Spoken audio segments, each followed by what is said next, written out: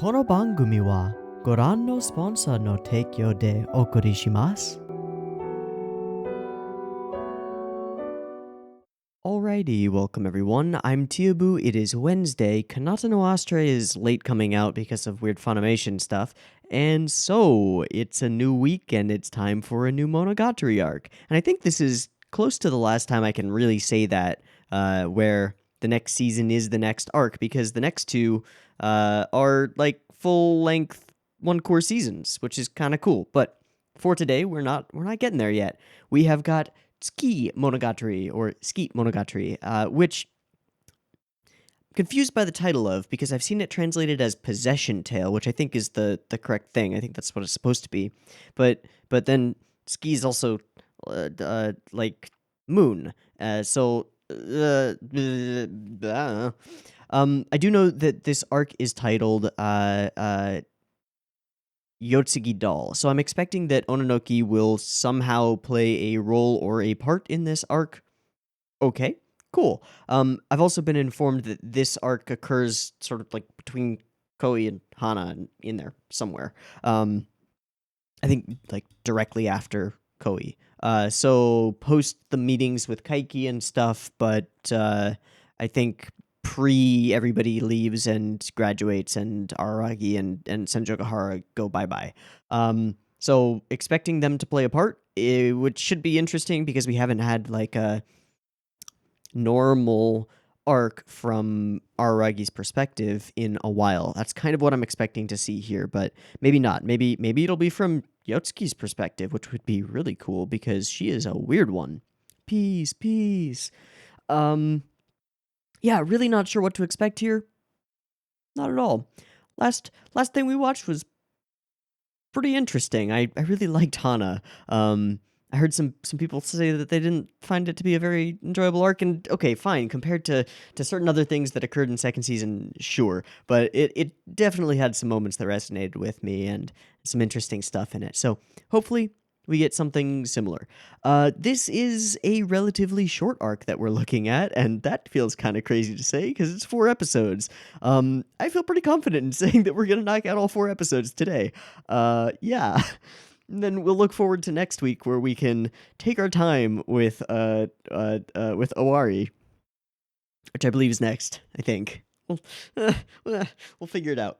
Other side note, just in case things go weird, I am experimenting with new microphone. This is new microphone. You can, see that the foam ball that I usually have on it, and I've got a couple of other different foam windscreens coming in the mail. I just bought like a couple of them off of Amazon for like $10 total. Took this off because I was experimenting around with it, and it sort of muffles the voice a little bit going through this microphone, and also the pop filter built into this microphone seems to be rather effective, which is good, and the main reason for that foam windscreen would be to reduce plosives, pop, pop, pop, pop, pop, pop, pop, pop.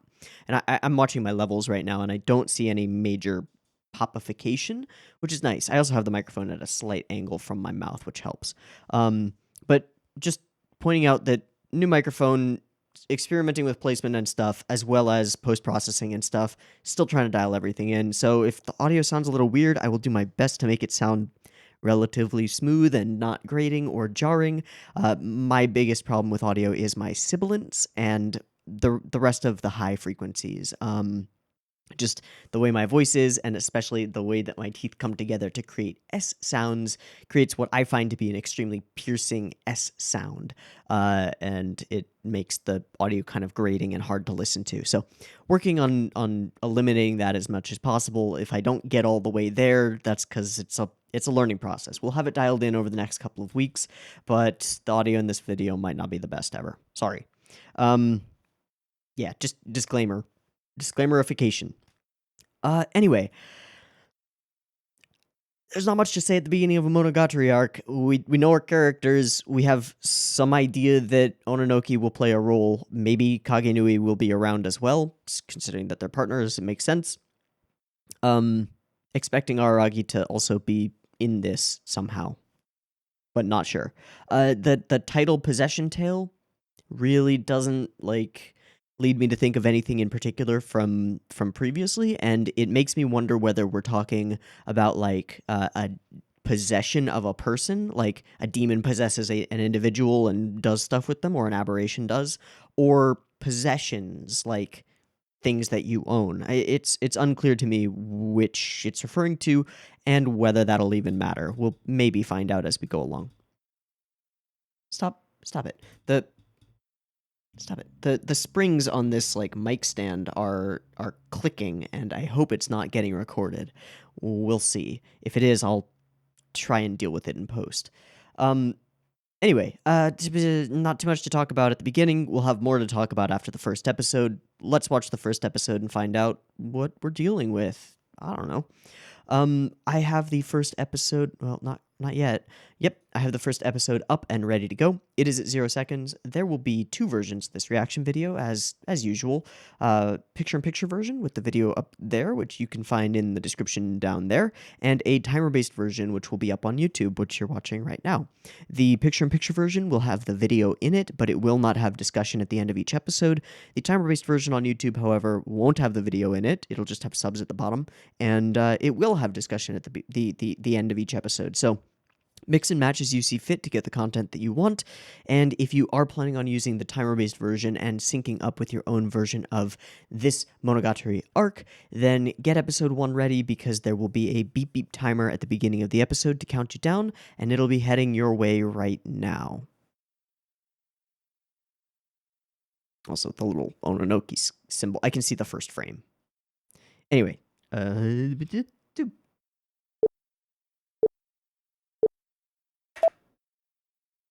Okay. Wait, what? Okay. Okay. Uh, what's with these paper cuts?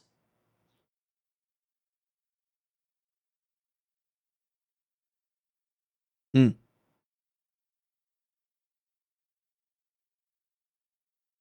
Peace. Okay. Kind of like you, Araragi.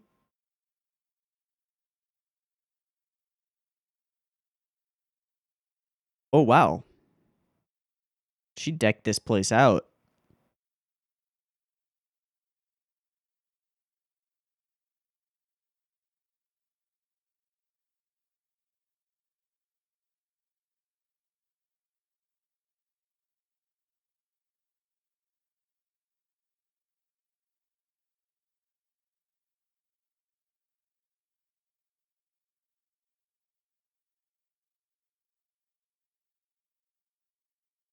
Seems to... Whoa.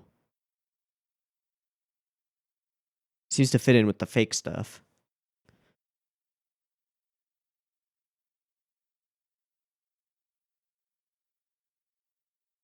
Okay. What's with the four-leaf clover? Again, I'm reminded of the club that Kaiki wears.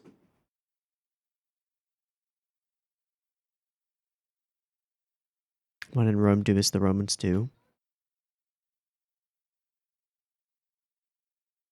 That's a new one. Familiarity, so that they can relate.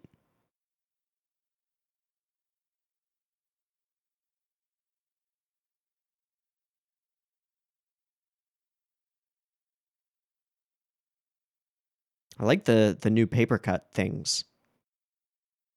I love the shadow.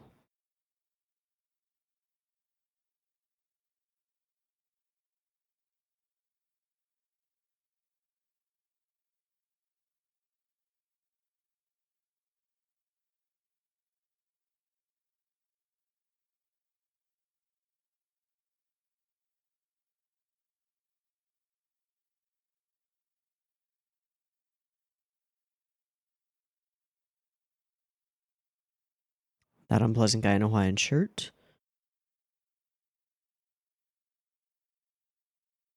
Whoa.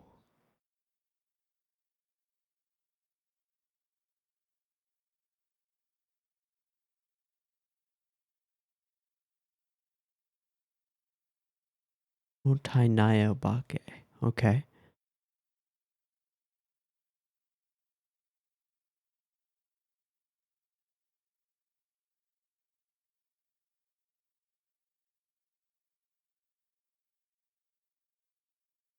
Sure.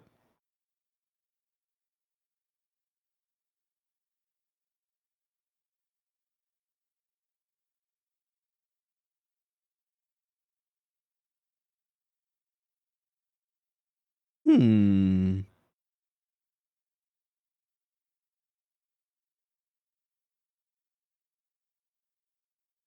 Oh, was that Araragi hanging out with her? Mm-hmm. Mm-hmm. Okay.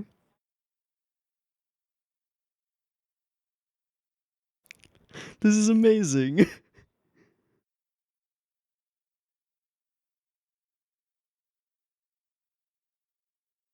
Okay.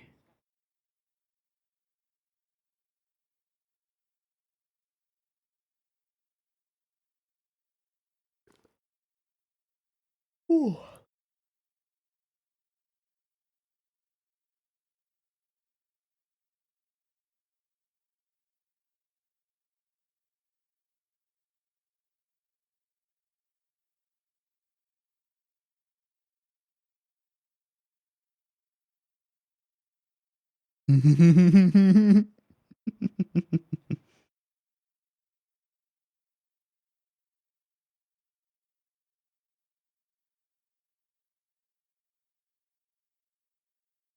So something's gonna go wrong.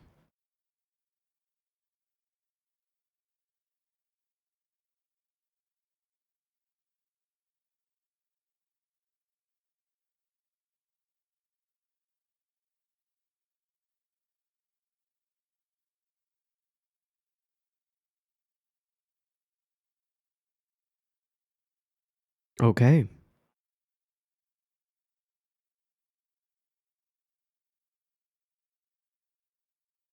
Story of Araragi Koyomi, how he will begin and end. Oh, this is the voice actress, isn't it? Sounds like it.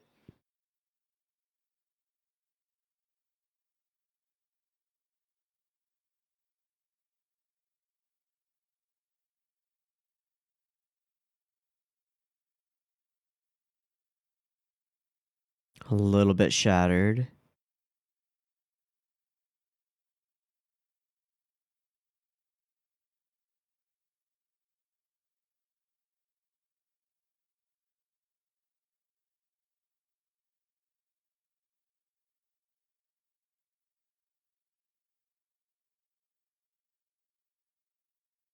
I like this. I love the geometricness. I love these little paper cutout things that have been throughout now.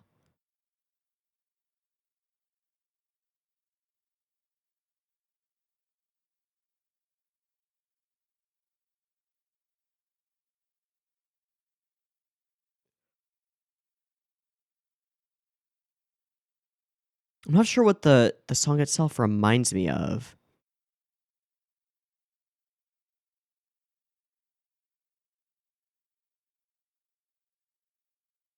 Love the colors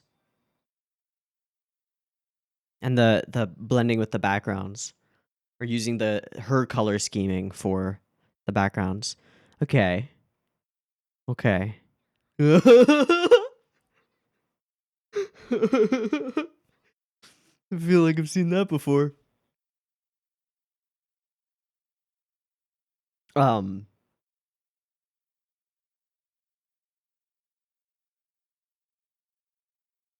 Omitted?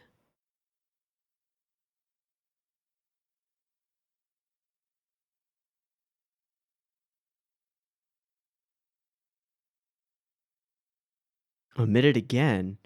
What the hell is happening right now?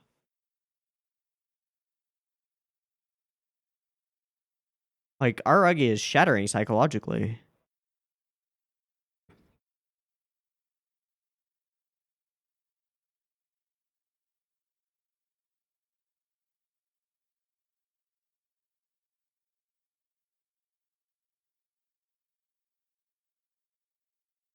Huh?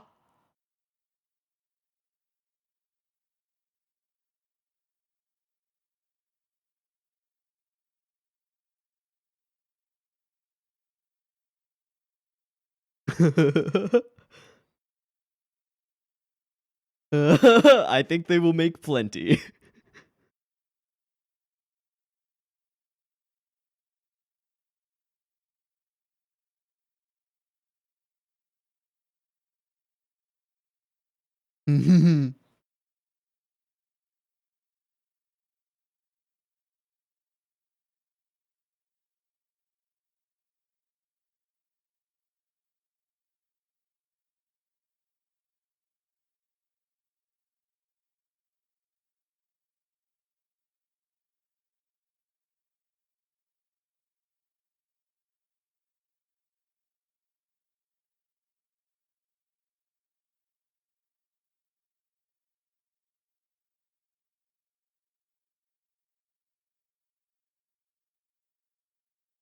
Just reading some manga.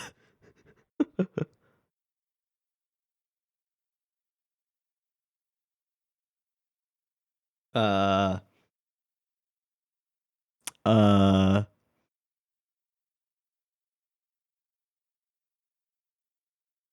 please no.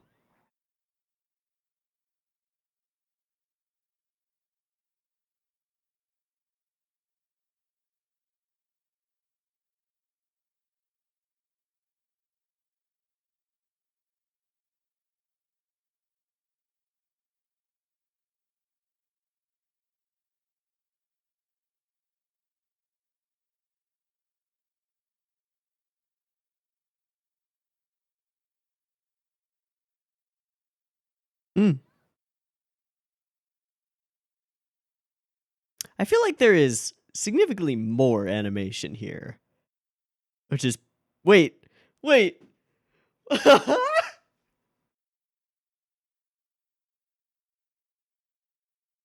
that's amazing.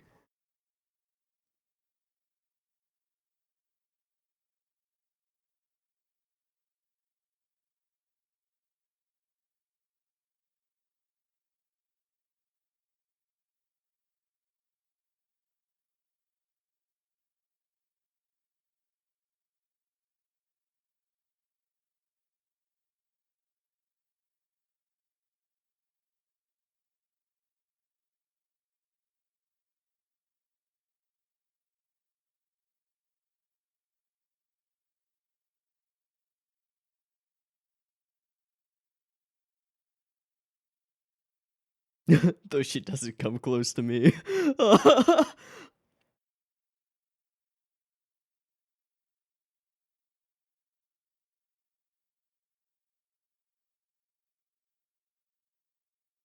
Ow.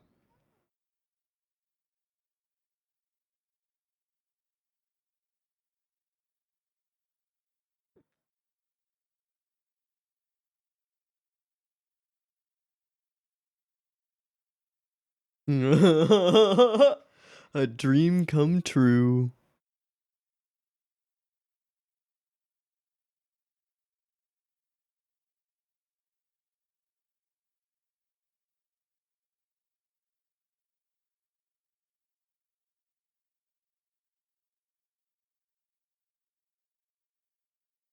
Setting up for a car and focused arc or spin-off?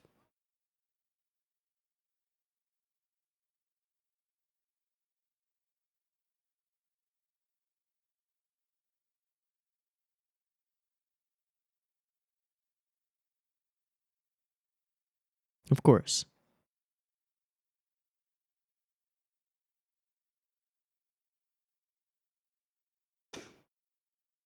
Clocks and time.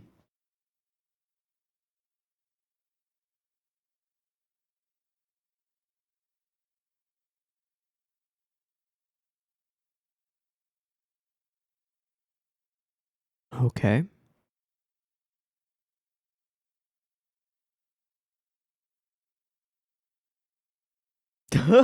That is one hell of a face, buddy.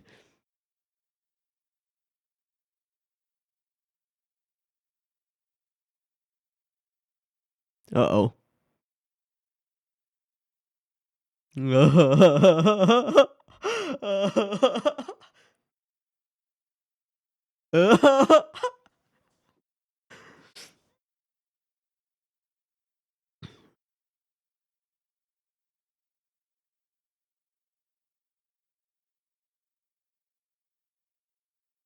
Mm-hmm. Mm-hmm.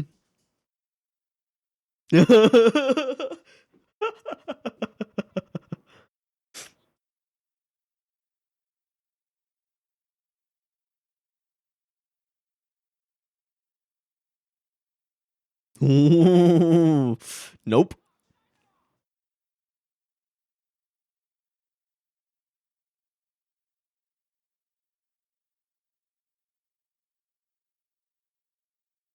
Oh, geez. Clunk. Nope. Okay.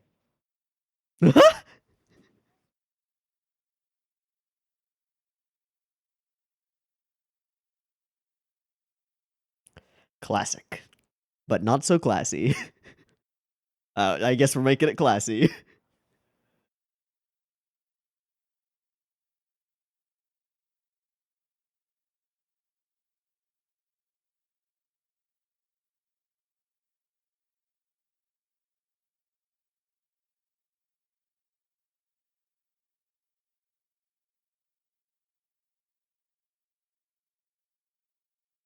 They're sharing the tiny stool.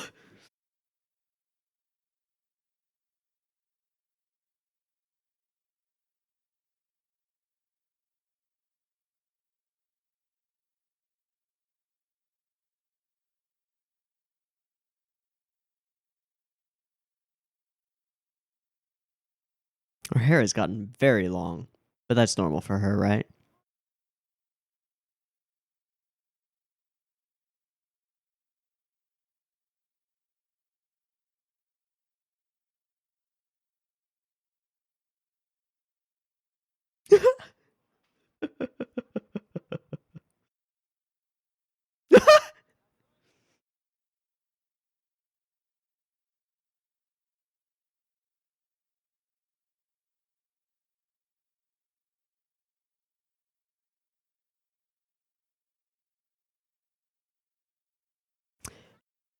A little bit. You're a weird family.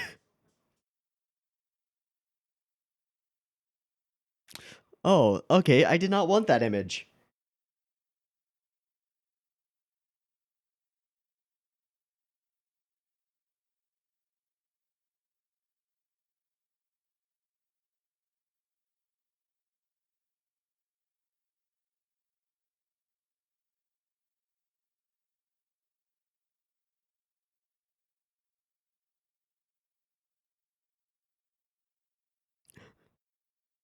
Uh-oh.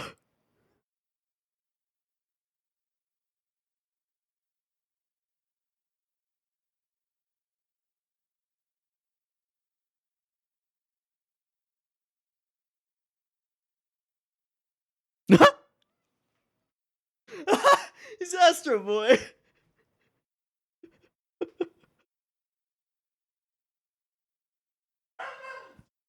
Sneaky.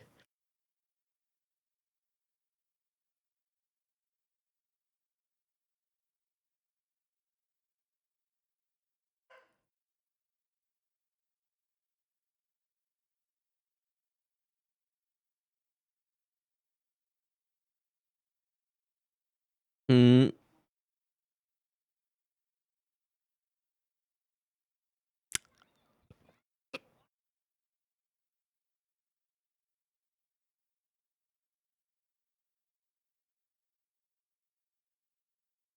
I don't think that would have been better.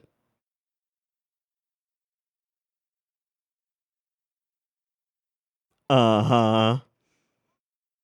Oh, oh,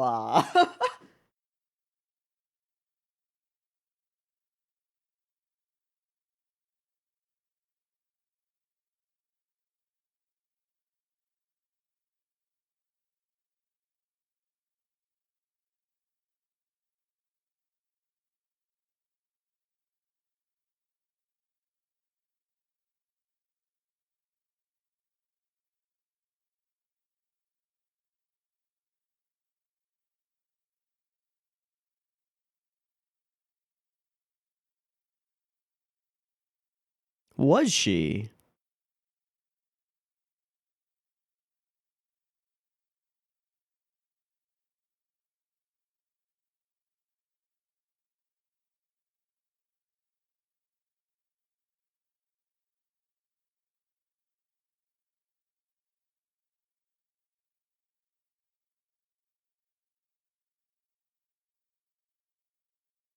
Okay.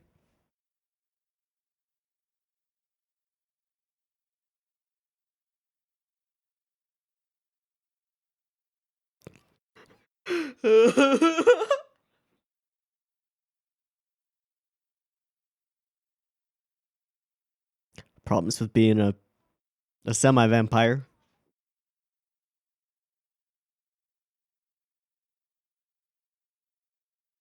Okay.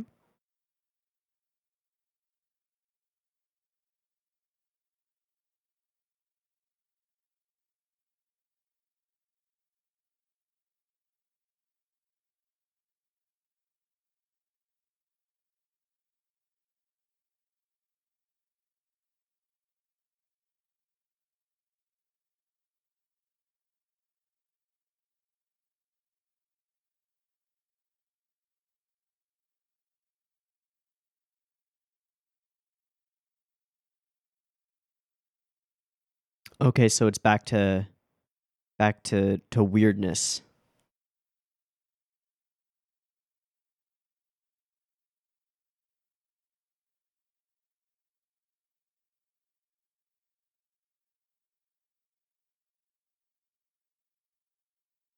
Sure.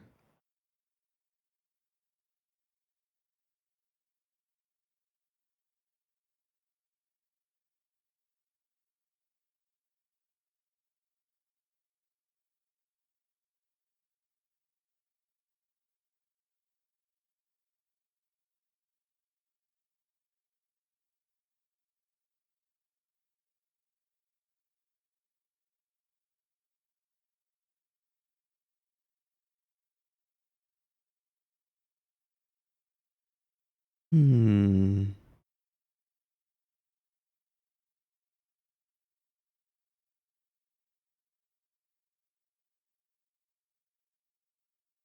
I think I agree with that.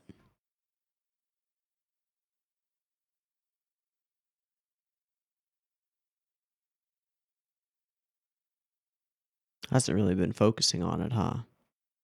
Such a sad self-hypnosis.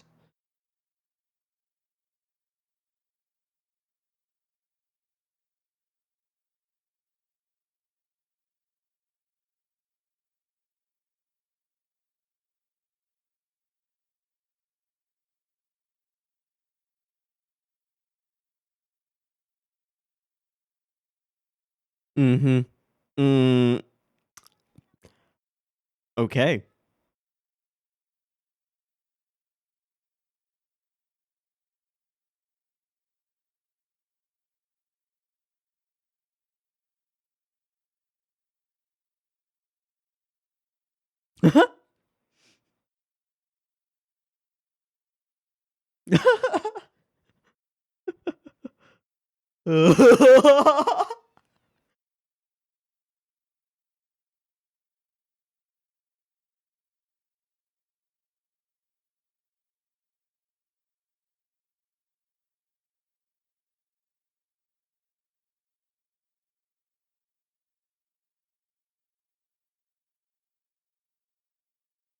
But he has no reflection.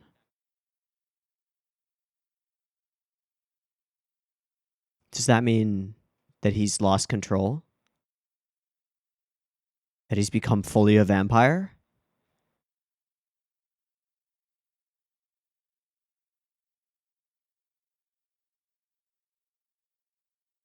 But how? Should that... What? Okay.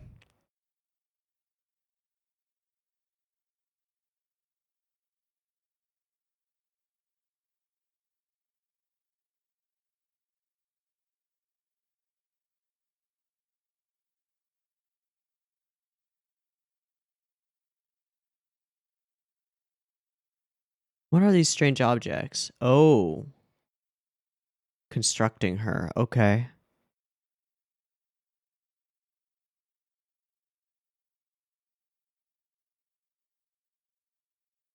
These are the color of the black frames.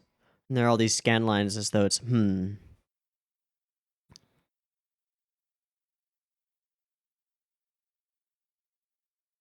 So it's giant robo Ononoki.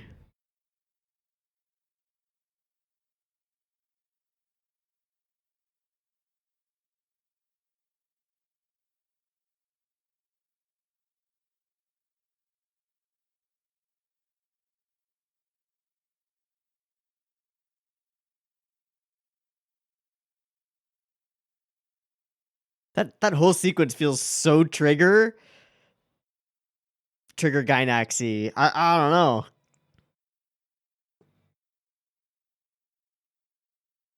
All right, is there a? There's no thingamajiggy. Okay. Wow, this is a really weird first episode. I have no idea. Like usually in the first episode, I catch a few things that I'm like, okay, this seems like it's the thematic setup. I'm gonna be out on the lookout for that.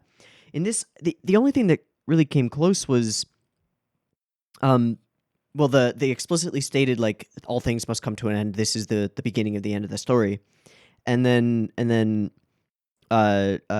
what Skihi says about like you have too much weight on your shoulders. You're taking too much on, which has been a pretty constant theme for Araragi is like trying to bite off more than he can chew or take on the responsibilities of taking care of a lot of other people. And now as he's like looking toward the future reluctantly because he kind of wants to stay where he is. Well, a couple things like one, he's going to have to leave at some point to some degree, which means that he won't be able to shoulder those responsibilities. So he kind of has to like leave his house in order and make sure that all those things are dealt with to an extent, or the people who need to deal with them are capable of doing so, because he won't necessarily be around. And in fact, we know he won't be around because of what we've seen in Hana. Oh, but there's so much in this episode that feels like it's just there for funsies. Not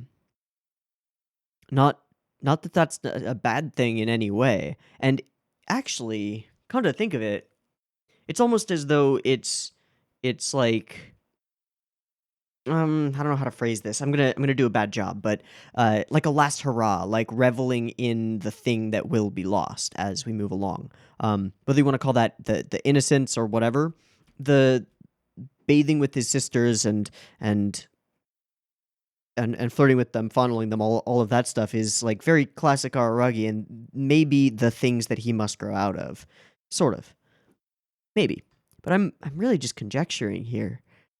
There's a lot of weirdness. So we focus on talking about Ononoki for the first portion of the episode. Okay, gonna mute and go ahead. There are all these paper cut sections which are pretty cool, and I quite like the style of them. All of these very seemingly random, disconnected scenes of Ononoki doing specific scenes that we've seen her do, and other stuff. All right.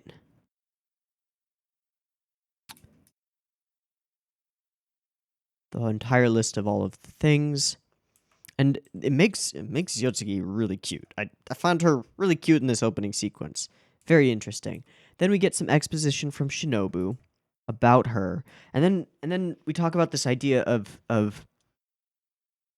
the differentiation between like, is she actually trying to be human, or is she just doing the bare minimum, or making efforts in that way so that she can communicate with and relate to them. And it's I think the best analogy that she gives is like learning a language, but for Yotsuki it would be learning the mannerisms of normalcy, right? So that she can communicate and live within the society, but has no interest in actually becoming human. It's merely the means to blend, only a means to become compatible, so therefore not okay. Not assimilate. And then we talk about the unreal existences in the legendary vampire, which could fall into or fall in with Aragi's new revelation that he seems to be at this moment a full-fledged vampire, which maybe given what we know about aberrations, that would imply that like people believe that he is a legendary vampire or a legend in general, and therefore he is. Like it would be less a biological or internal process and more a process having to do with what people think of him. So perhaps he's just reached the threshold where he has saved or interacted with enough people who think of him as a legend that he has now just become one. That seems to ring something, but it also seems to be a little bit off. And usually you can get like within 30 degrees of the mark and not actually find it, and it's something a little bit off from what you're expecting. Aberrations exist, but yeah. Feeling be similar. I don't know. I'm big belief that there's a myriad of gods, the Shinto tradition. Love all of these scenes, which are done in the semi like paper cut type of thing. There are also all of these scenes that show Ononoki and Araragi going around doing stuff together, which I'm not sure if that has happened yet or is a taste of what's to come. Because the thing that I'm wondering how Yotsuki will be brought into the story so far, and the thing that makes sense is Aragi freaks out about what he saw in the mirror or didn't see, and then goes and seeks out the only person he knows he can find to help. Because at this point, depending on what Araragi knows, he might think that Kaiki is either dead or gone, which would make sense. Has no idea where Oshino Meme is. Don't know if he knows anything about Ogi. Don't even want to touch that. But he has been able to contact Yotsuki and Kagenui before, so maybe he'll be seeking out their help to figure out what the hell is going on. Maybe. In any case, I like these paper cuts of her in the various things, the various suits and stuff. These are great. I really like these. They are super cute. And then I like this one, where we've got the cranes, which are very recognizable, like full 1,000 cranes, make a wish and it comes true, right? So, sort of implies to me that she has a wish. And now you're once again trying to tell the story of a doll.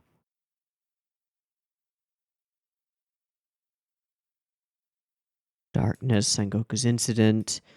And then sounds kind of like Oisin is speaking through his protagonist at this point, wondering how much longer things will or can go like this. But it works for Araragi as well. He's a little bit fed up with it. Okay. But even that feeling itself is a luxury. The idea that it would continue forever is a luxury. I should have known that. So, tells us in pretty much no uncertain terms that something is going to go wrong or change. What is this? The rowdy days seem to continue for just a bit longer. Actually, that really does lean into the idea that, like, this first episode, which is mostly taken up by playful banter and somewhat creepy handsiness with his sisters, is like, this is that luxurious, rowdy, gleeful, childish kind of time, and that is coming to an end. The repetition of these words will someday reach its limit. And this story of the doll is the story where he comes to understand that. Through his own issues or through hers, it's unclear.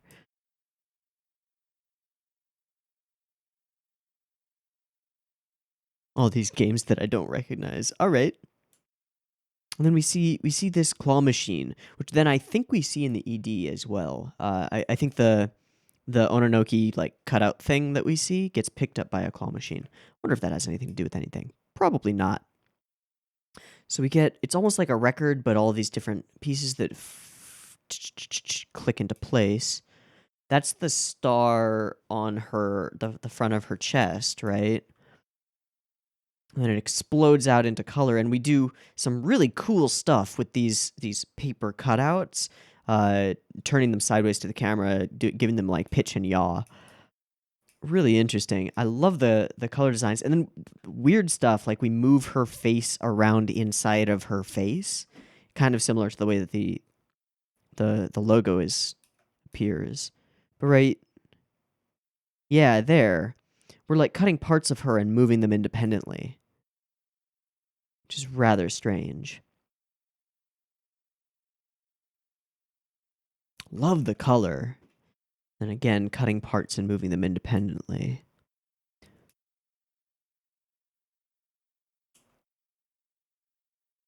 Bestow my wishes upon that falling star. Oh, that actually could be that symbol that she has on the front of her dress. Eyes that don't move. Uh-huh. Uh-huh. This little section right here with the tap, tap, tap. I remember it hitting a beat on the music and being really cool.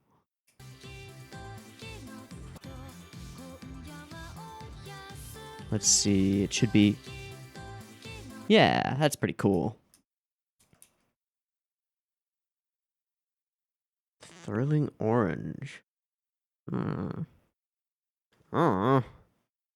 Weird. And I love when we do this and have the color palette of the background match to an extent the moving parts of her own outfit, which is, I think, one of the most unique and like eccentric outfits in the show, which is really saying something. It's almost, this is gonna sound really strange and out there, but Yotsuki is almost like a JoJo character, just in how accessorized and over the top her colors and palette and like thing is. The striped tights and the yellow rain boots and the weird thing on her head. It's pretty crazy. I love this almost fabric-like pattern that's put onto her hair and eyes. Really, all of it, actually. It's just less noticeable on the whites. I'm not sure how that will come through after it's been like recorded and processed and everything. But I quite like that. It's not really fabric. It's paper, whatever you call it. I don't know. Episode tie? Body? Okay. From here to there. So then we open up on clocks, and there's something really weird going on. It's partly echoed thoughts from Araragi, and partly things that he hasn't said yet that are being like repeated and reverbed in the background. Yeah, it's hectic. It's like either a bunch of days that are similar, like occurring at the same time, or all of the times he's said or thought similar things, or he's cracking a little bit, but I'm really not sure which. Then we make it his sisters are the alarm clocks. We keep doing these omissions as well. I would assume that those are him omitting from his own story, but unknown. And then very confusingly does not really make sense. Okay, I like the he figures out you hear something. Uh-huh.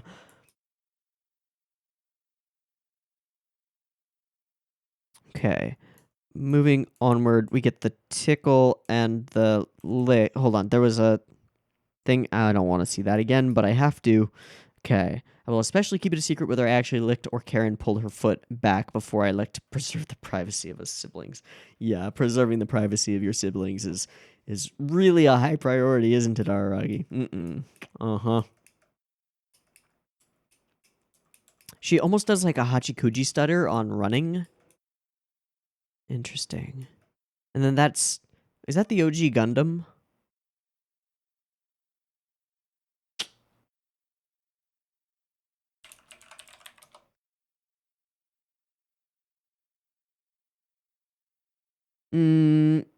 Looks like it. Okay. Don't think it matters. Running with Kambaru, and then he does the dance from Platinum Disco, which is amazing. There are so many animated little bits in here. There's also this constant driving piece of the soundtrack in the background, which is almost unnerving. I don't know. It's this little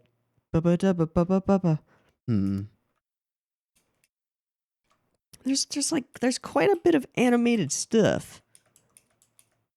It looks pretty cool and is pretty interesting. I don't know why. There's a different feel here. Maybe it is mostly the music. Yeah, invited with the junior high girls. Talking to Skihi. Of course, there's also the Tsukihi and Tsukimonogatari, isn't there? Karin is fascinated with her master. I'm intrigued by that. Need to instill some logic into them. And we keep showing clocks as though time is ticking down for Araragi, right? The fucking creepy... God... the fucking creepiest face, dude. And then this.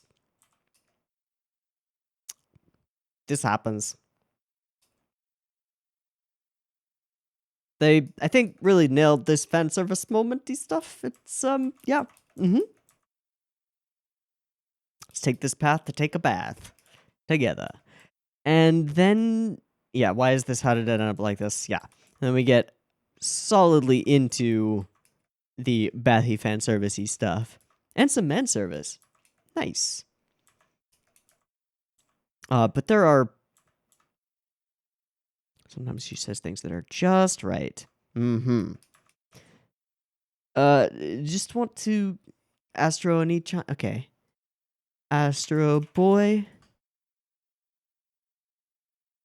he's only got the... No, he's got the... Yeah, that's definitely... Yep, okay.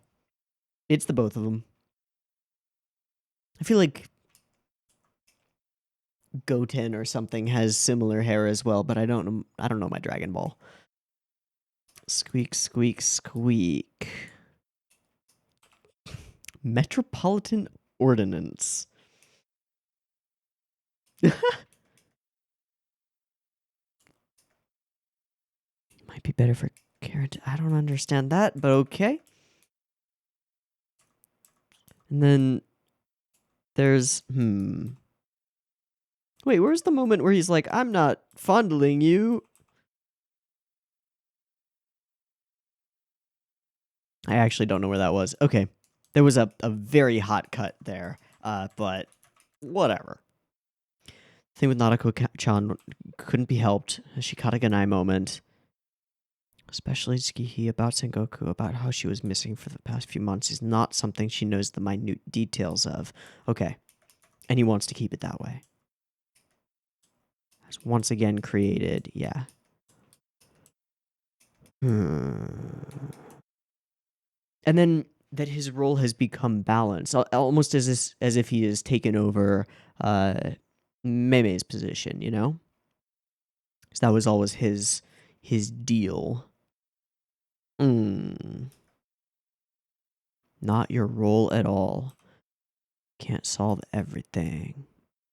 Yeah, and then presses him on studying for your college entrance exams. It's as though he's engaging in pretty standard avoidance behavior, but he's hamstringing his own future if he is. Which is good advice. I actually think it is. Oh, there it is. Okay. Not that I'm lathering you up profoundly. This one. Yep. Yep. Yep.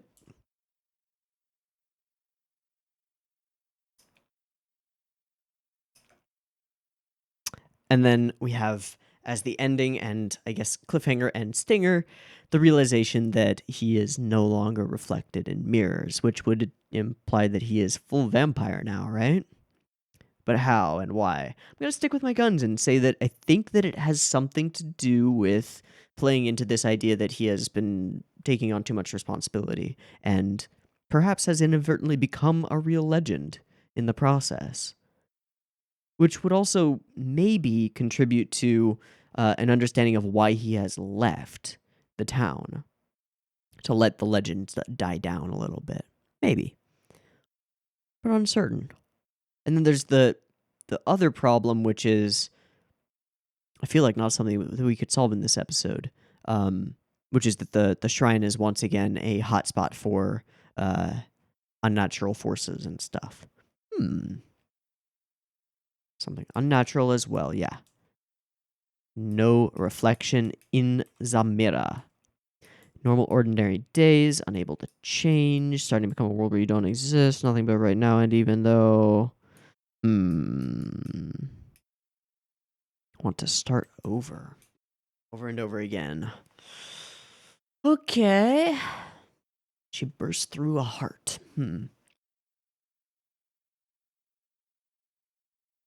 I feel just about as lost as I was when I started. Got some ideas though, some like conjectures. Not sold on them at all. I do think that like he's gonna freak out about this and then go talk to Ononoki and try and get help with whatever this issue is. Uh, why he wouldn't go to Shinobu first, I don't understand. But maybe he will. I don't know. In any case, I'm gonna take a quick break, do a resync, and then we will hop into episode 2, and hopefully figure out where we're going with this.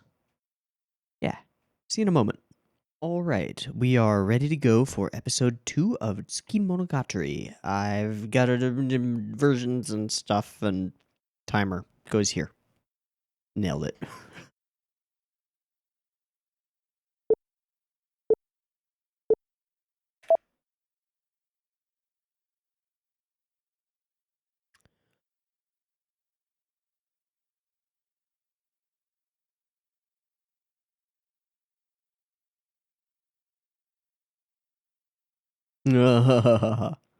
Ow.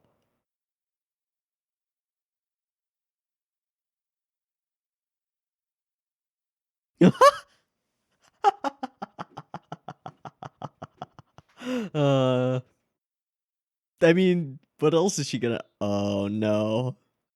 Now it's a reversal of the first bath and toothbrush scene. Uh-oh. No, no.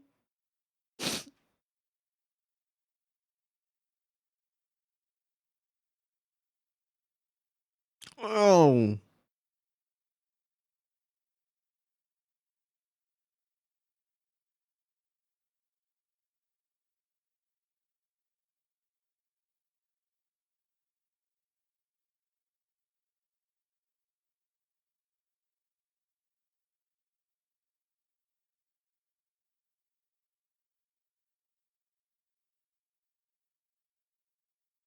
I just love these vibrant colors.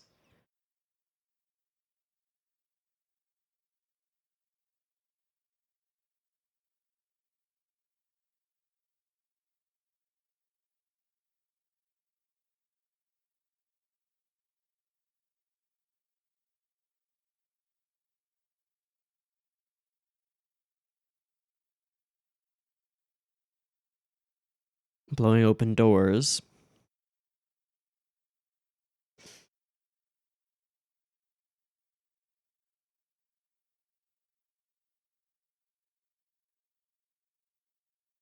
Trippy as shit.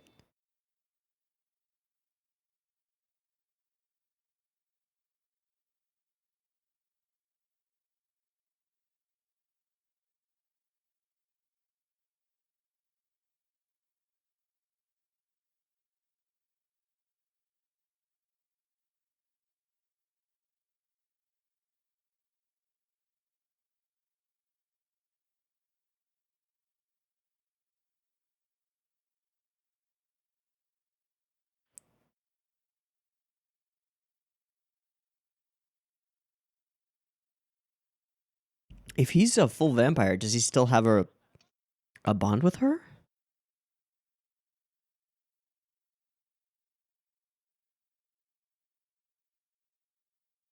Golden chocolate? Nothing. Oh, okay. Thank God. What is with the...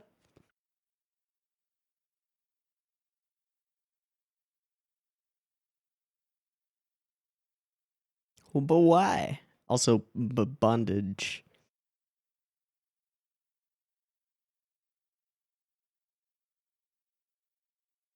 Not healing?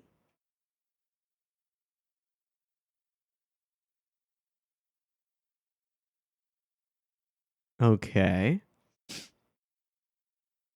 Ow. You're breaking my toe, though.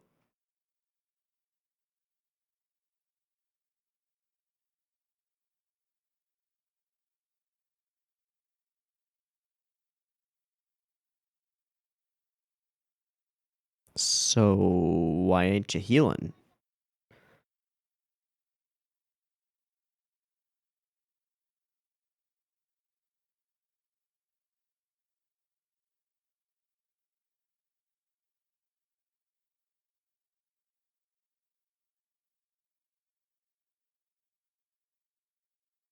Mm.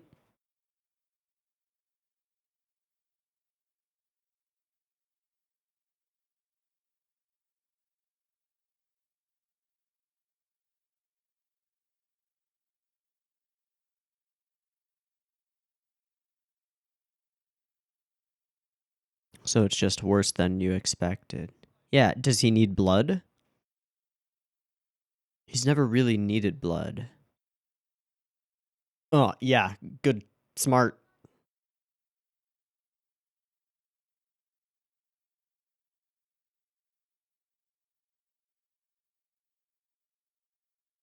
Yeah, let's close the curtains.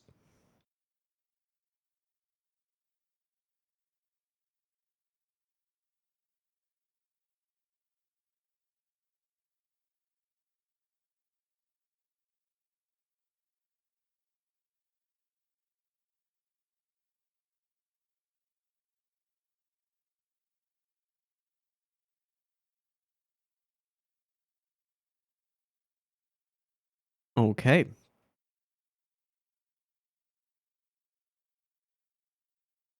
Right. Kagenui.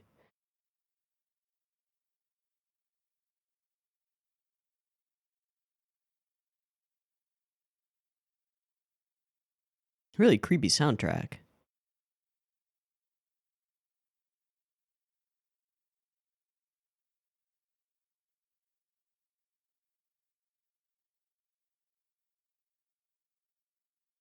What's with the frogs? mm.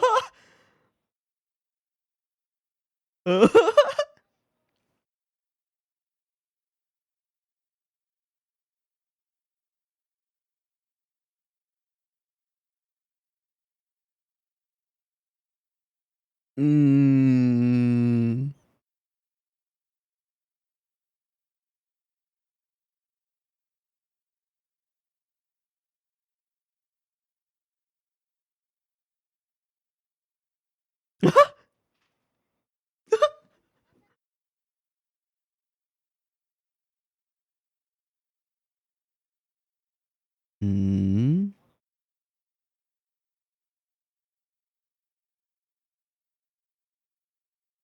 Guyan? Yeah, big yikes. No.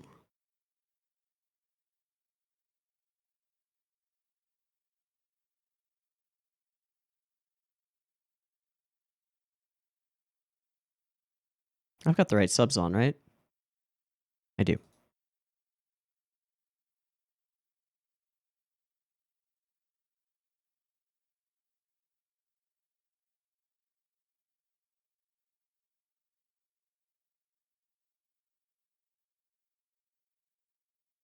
Hmm. Mm. From Guyan, she already knows. Ah! God, that's creepy.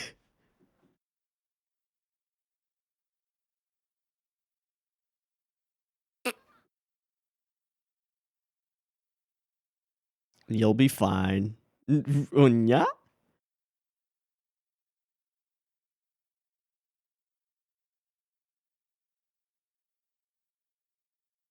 That freaking pose.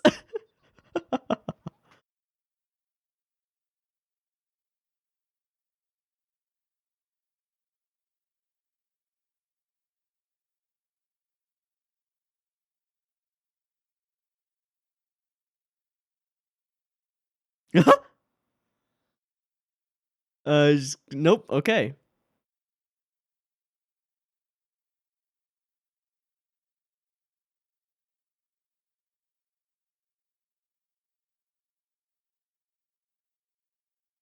Hmm. Okay, this is cool.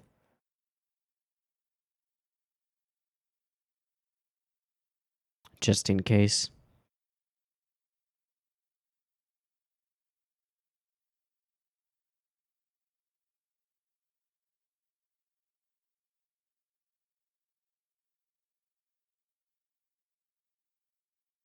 Oh, Right. Okay. Okay. Okay. Okay. Give me a second. Coming of summer break. Yeah.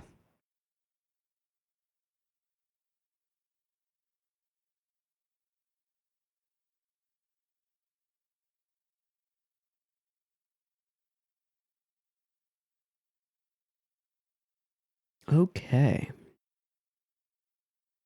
So out at night we go. Meeting at a department store, right? Oh, which would have been where, yeah, where all those scenes from the first episode. That's unnerving. Why are you in the claw machine? Oh, she's a doll. Right.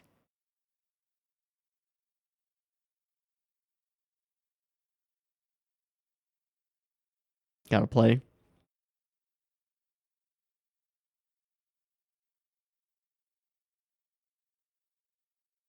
Bullshit machines.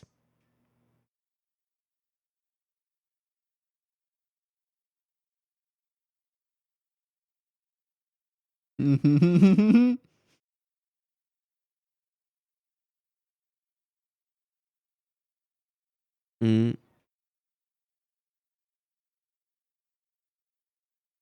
Yeah, what?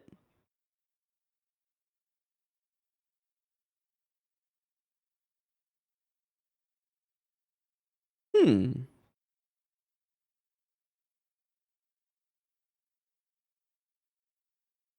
For me, a weakness isn't a weakness. Feels like an interesting line. Oh.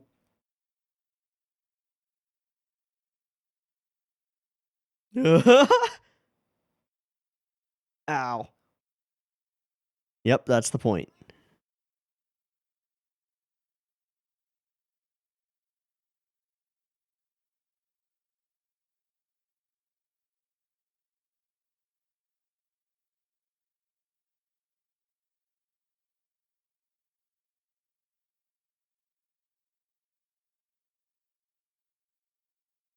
A lot of tries.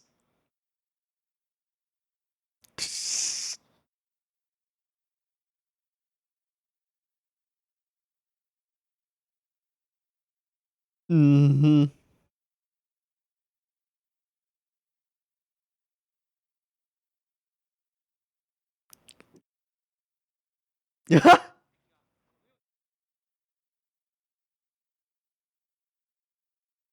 It. Hi. But she's a doll.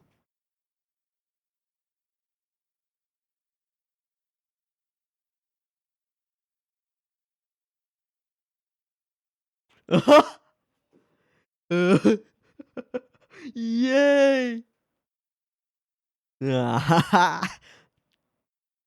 Oh, that's yeah, that's new.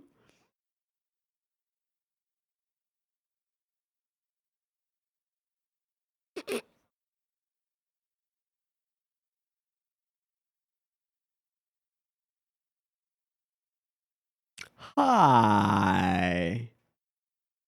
Been a while. Oh, she's got the same symbol in her hair.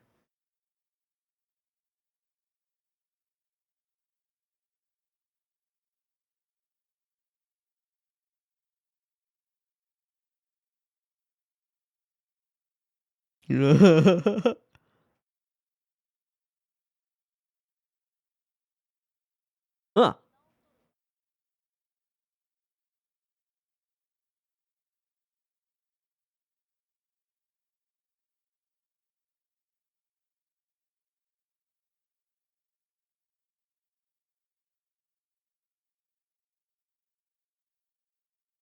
It's night now.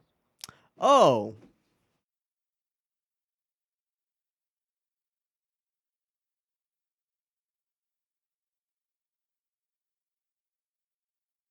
Hmm. Yay.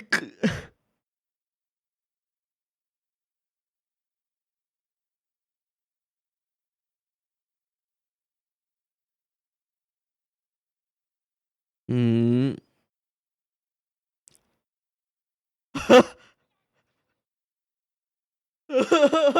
No.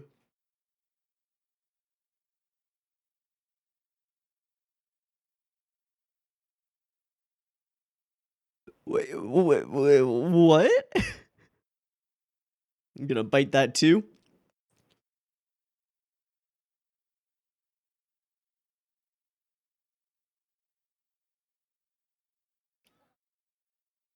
You're painful. Oh, smart.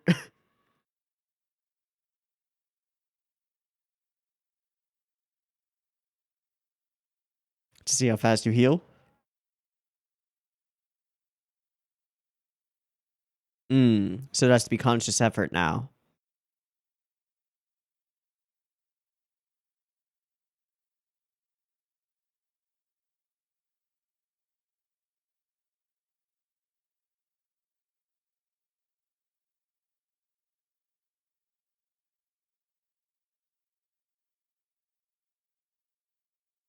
Wow.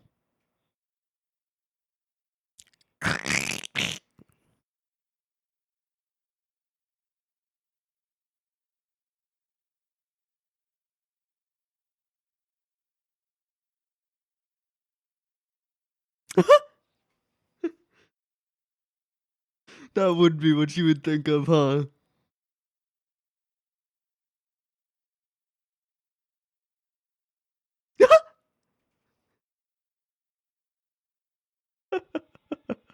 Can't let that happen. Wow. That's all it takes, huh?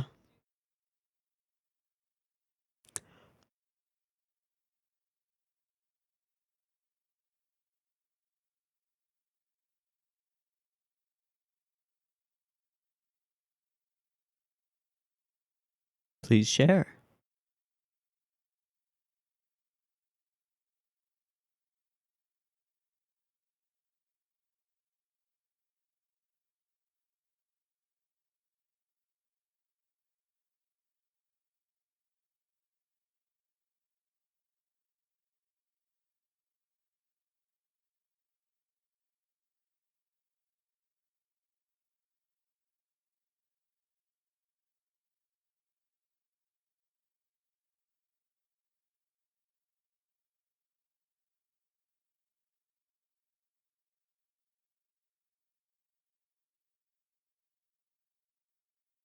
That's a nice outfit.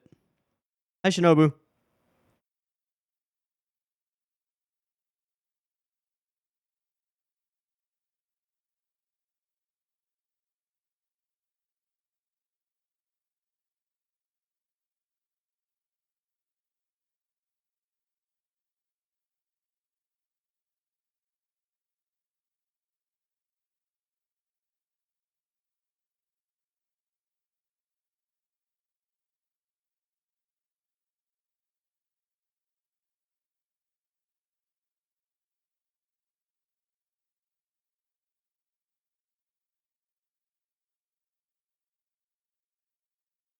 It's like she's just barely able to laugh it off.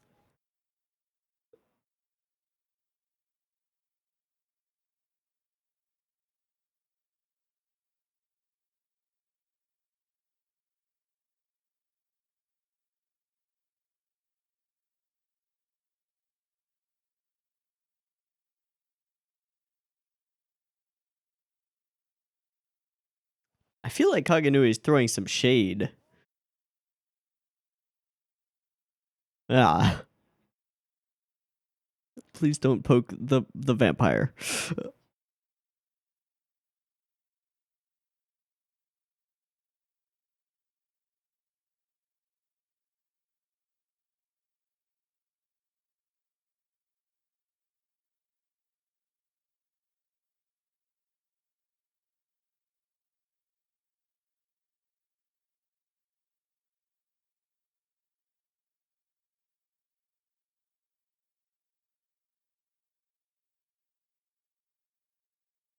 Indeed. The low angle shot.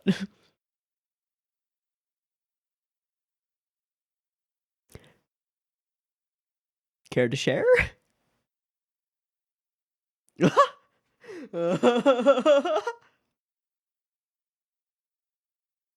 Sure. We're only on episode 2, though. Mm.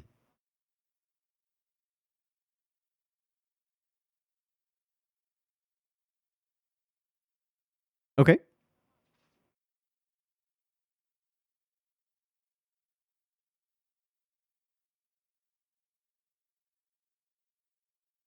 Looks like a Ludicolo. Yeah, but this time's different.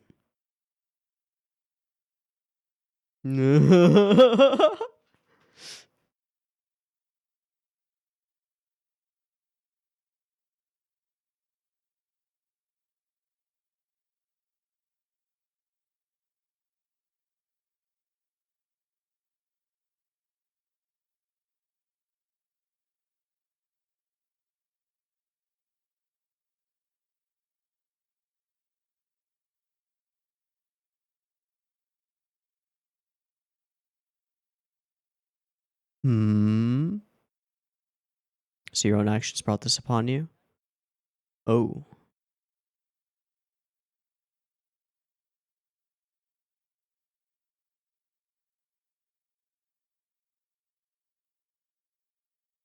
Ah.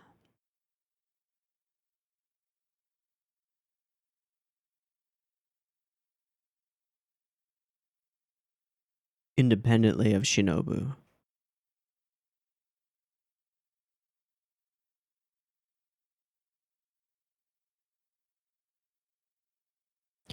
Please.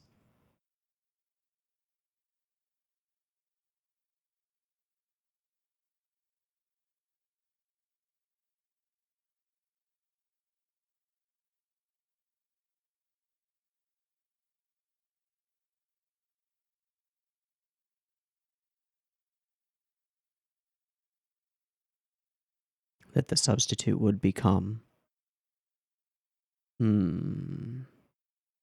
Now we're getting dark. With the barrier up. I get the feeling.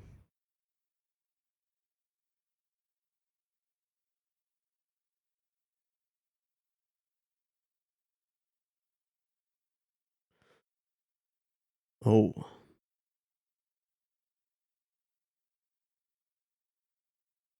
But you can't shoulder that responsibility.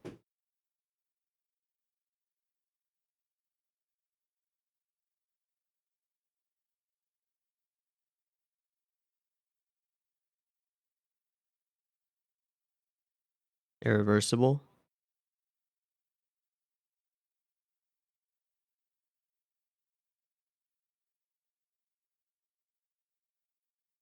You can never do it.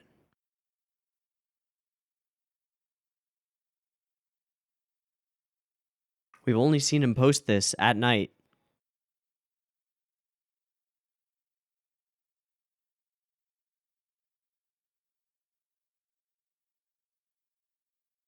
So.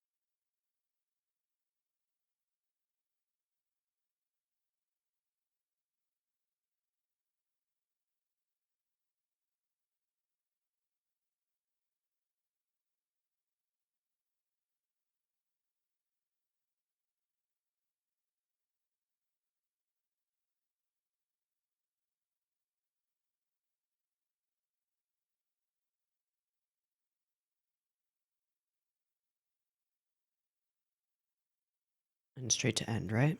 Yep. Boom.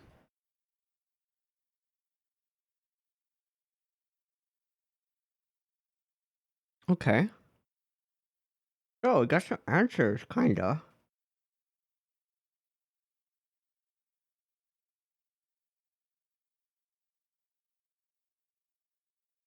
Kinda.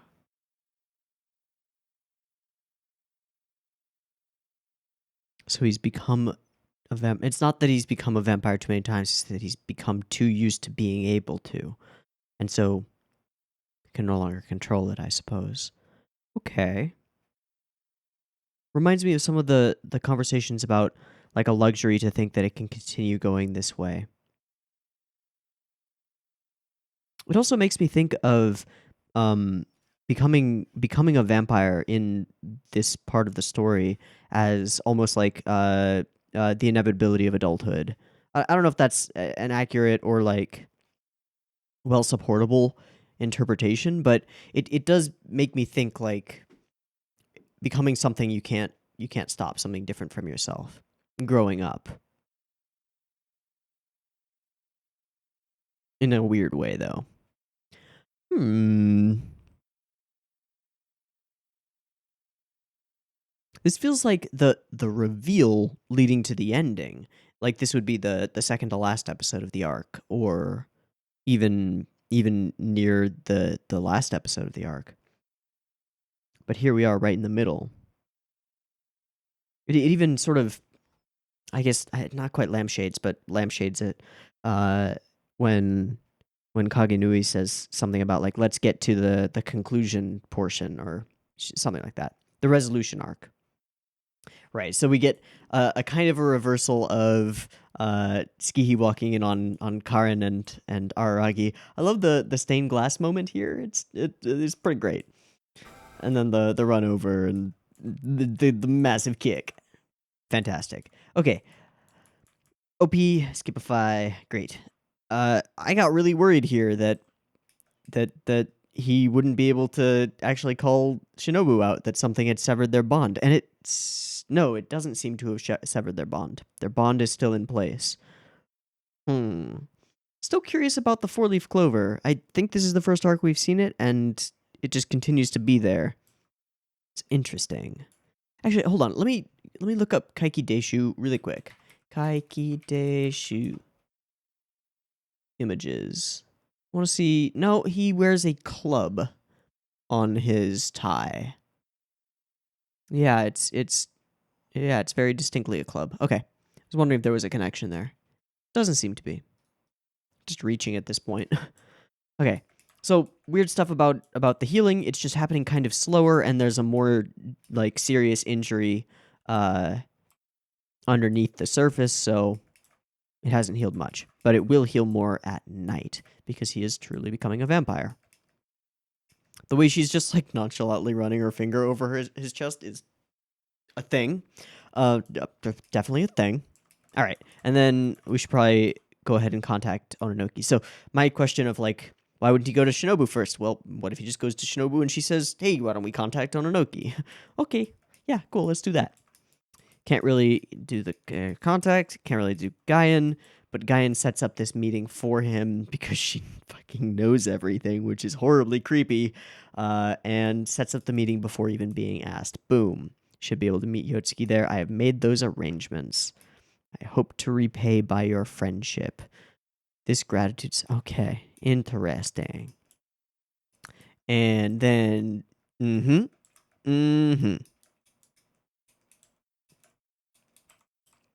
I like some of these forced perspective kind of fisheye shots, and then there's this big long spinning shot, which I think has been rotoed. Probably, I'm not sure. Really uncertain. Where he gets kind of serious time and tells her she needs to go stay with Kambaru for a little bit, because Kagenui will kill her. Yep. Okay. And then we get this whole section, which plays into the idea of Ononoki as a doll and is unnerving and kind of weird. And has to do with the claw machine trying, and then eventually getting it. Okay, move ahead, and she's back. Yay! Uh-huh. Uh-huh. And Kagenui is here. I think there was something cool in this cut where she sort of like leans forward into the camera. I want to see it again. Yeah. Oh, yeah, that's cool. All right. So we meet under the big tree. Breaks some more parts of. Oh, God. Oh, no. And then just that snap. Ah. Ow. When we actually see it, that is nice and horrifying. Lovely. And then it is his desire to fondle Hanakawa's breasts, which takes him on a journey through the galaxy. Or actually, there are multiple galaxies visible, so through the universe, and realizes what's truly important in this world. Which, all right, man. All right, sure. Continuing to call her Shinobu Nei-san. This interaction is rather strange in that Kagenui is like sort of apologizing and then also throwing shade at her, and the way that she goes into her kind of cackle to laugh it off gets more and more thin. It's like more and more difficult for her to just shrug off the the sort of backhanded insults. Yeah, and she gets less and less smiley as we go along. It's pretty great.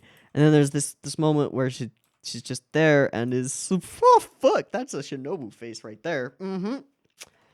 You're really cute, Shinobu. Just saying. And then finally she figures out the reason being given that by Araragi, and then we get this low angle shot, so she's back in a dominant position. It's great. All right, so we have all of the actors on the stage, all of the information gathered, and all of the answers. Now let us do the big reveal for the audience. But there are 2 episodes left. Okay. Devil Boy, you are slowly becoming a vampire.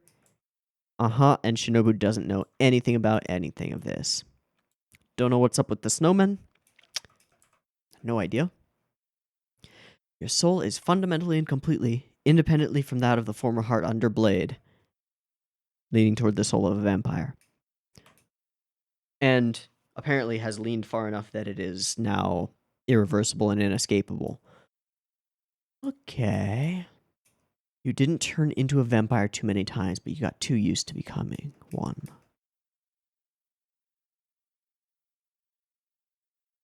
And then this line about... Where is it? We put a substitute in between, like this, for instance, so we don't end up like this. I'm going to switch to the Kami subs for a moment to re-see that line. Some in my trade have also become oddities in the same manner. Next line. It's for this reason that I have a representative. Oh, so specifically talking about Yotsuki, Ononoki. That is what te predict. Oh, so they're accentifying her. Okay.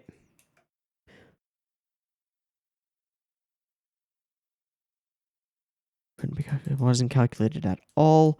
And apparently since Sengoku turned into the snake, he's been becoming a vampire more and more frequently. Then we use the cards to accent what she's about to say, which is, of course, that it is absolutely impossible, and then boom, cut, done.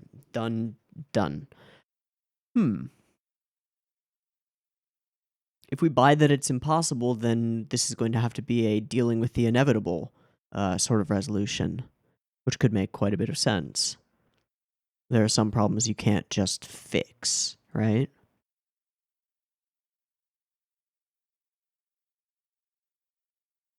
Regardless, it's clear that shouldering too much responsibility is the main contributing cause of this.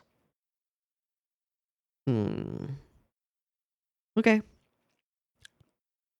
feel like we're on the path toward taking a bath.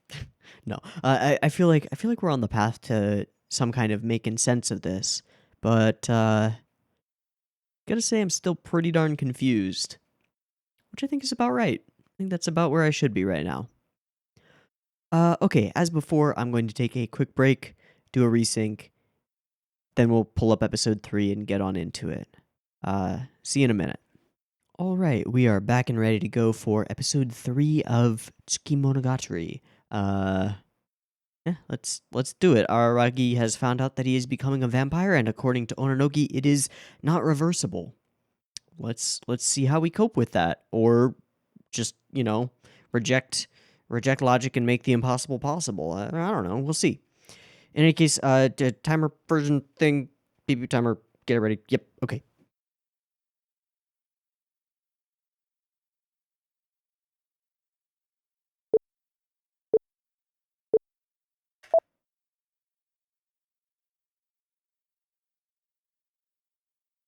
Blood? Vampire.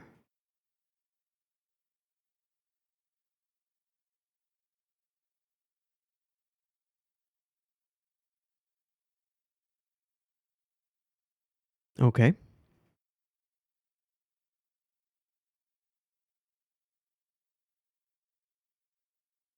It wouldn't matter if you did.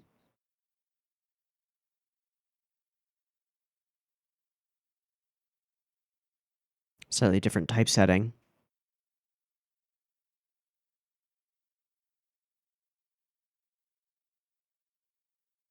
Balance.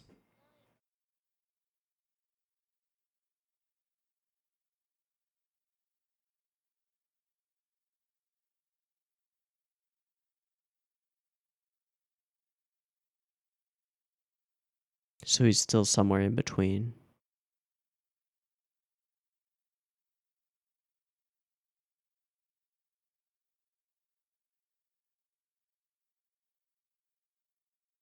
Is that ideal? Is that a good idea?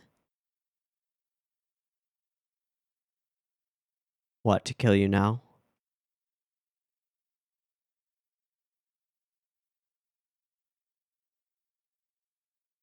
Ooh.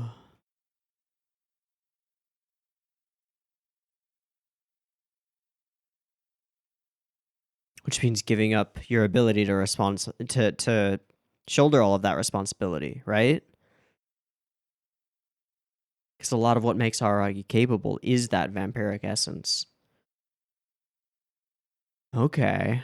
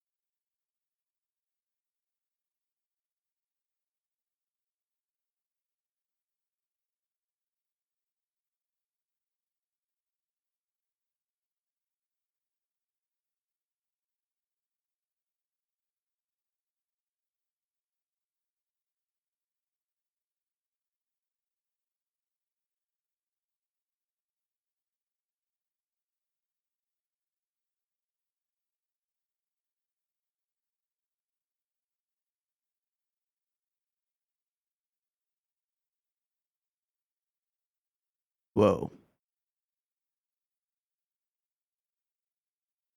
Okay. But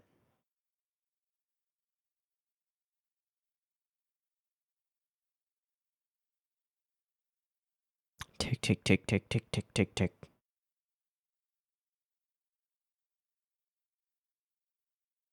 Again with the crossroads.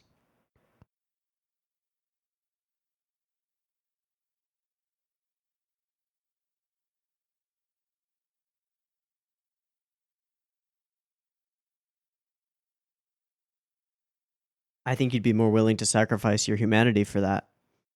Yeah, crossroads.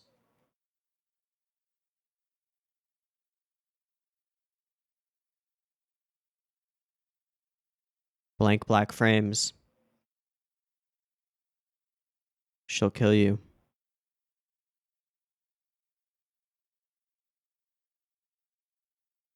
Yep, and you'll love doing it.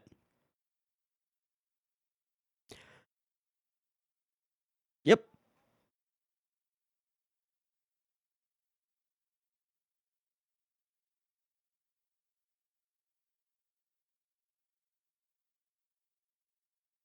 Which puts us at an impasse. If.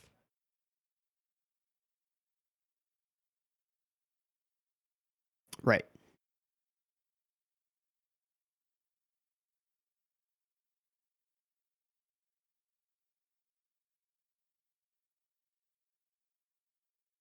Now she stands in the middle.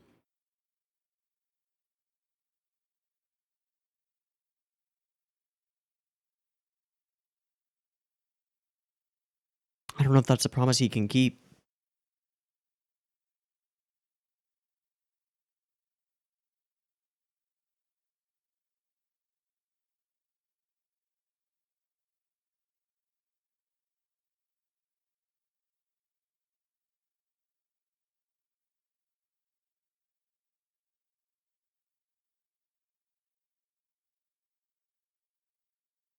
Wow.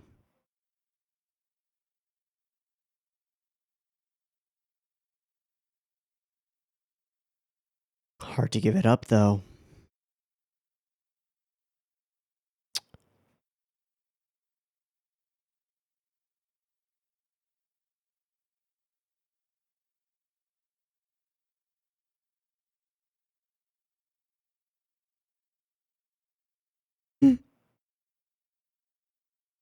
Moe Kyun.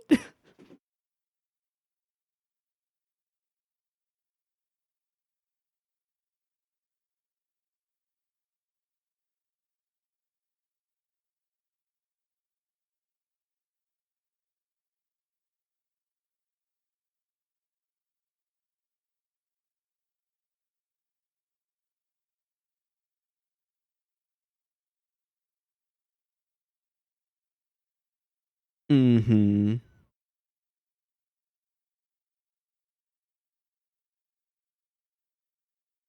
Yeah, neither do I.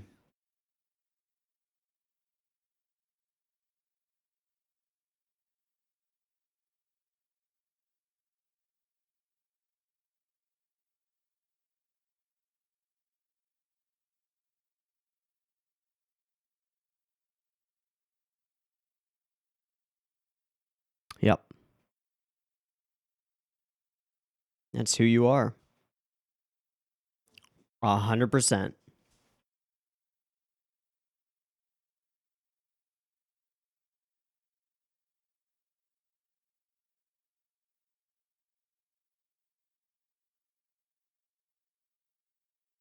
Oh?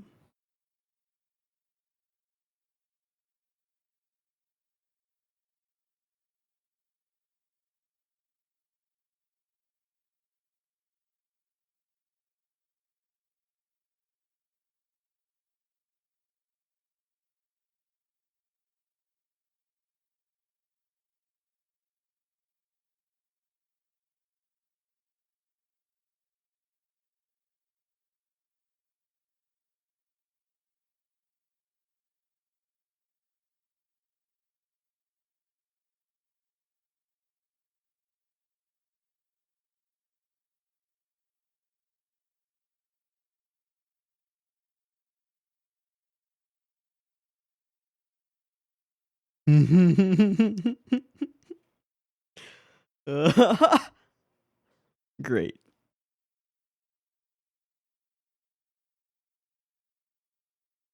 Appreciate that.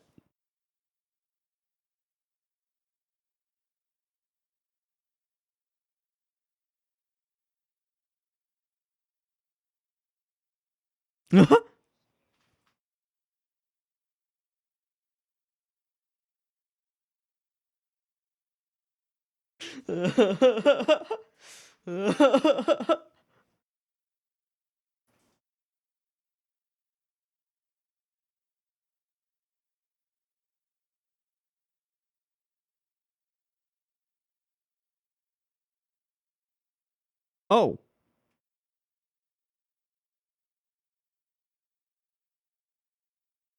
Right. Right. Oh. Oh, yeah. Oh, I hadn't thought of that at all. Yep. Yep, she'll have fun.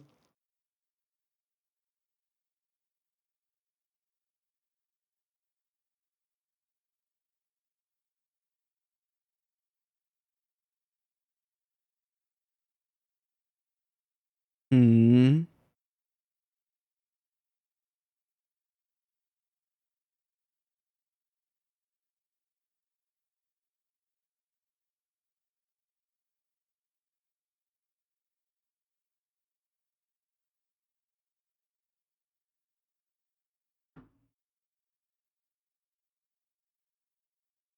Hmm. Hmm.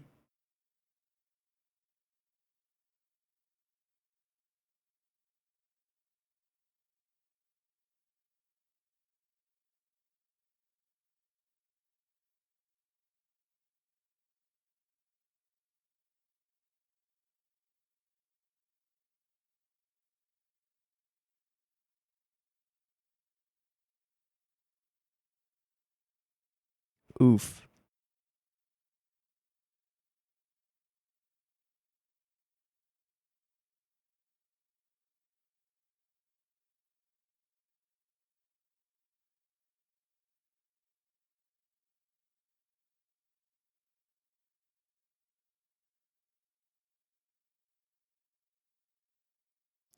Episode? One guy who wants to kill them all no matter what. Or Ogi. A total hermit.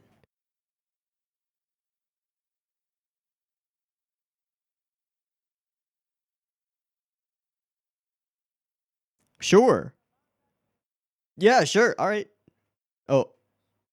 Uh. Hmm. Hmm.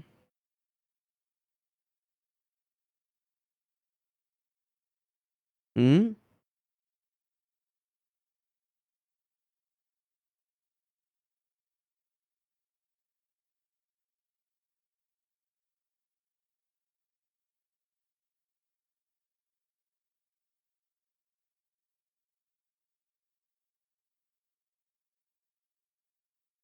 Guyan? Way too cruel. Tadatsuru?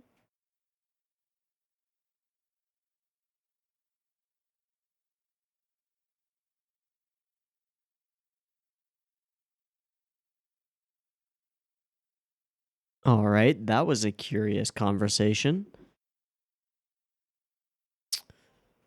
You have to become a vampire to defeat some guy? Right.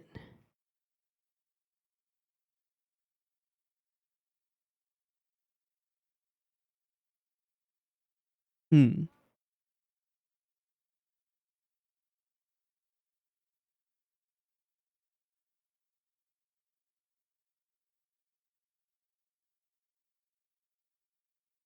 What?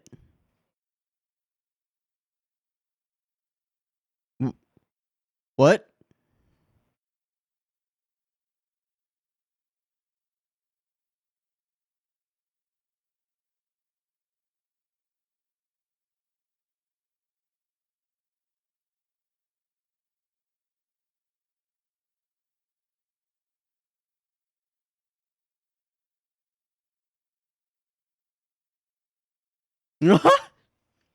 Not quite what I meant, but okay.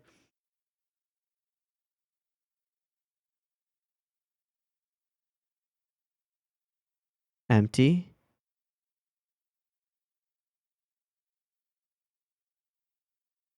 There's still warmly resent of combo from the pillow of the okay. Nobody anywhere. A paper crane. They're gone.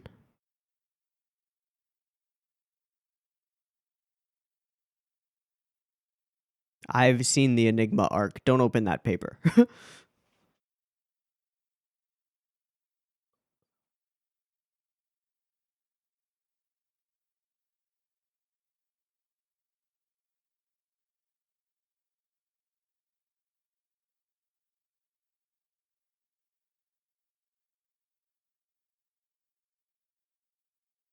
The Tatsu.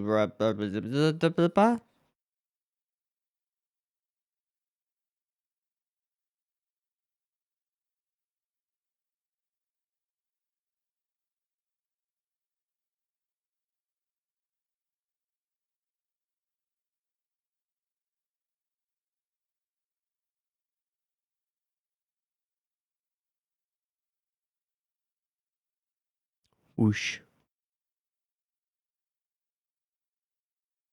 Phoenix.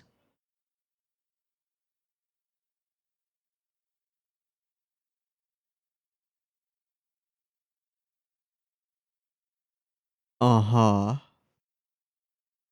So someone else who specializes in immortal operations and loves killing them. Oh. Paper dolls, paper craft in the OP.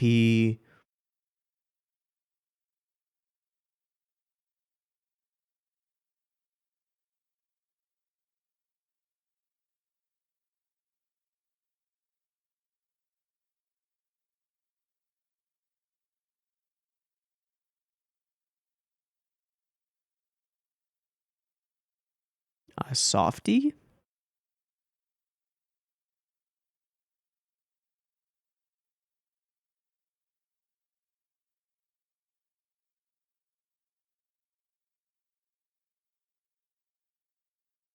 Right.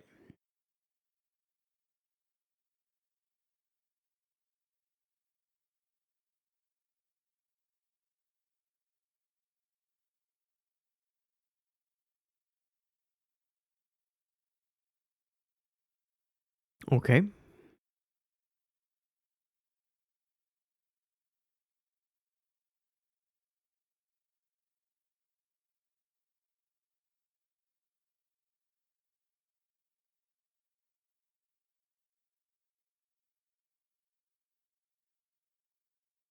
Sort of a power corrupt situation.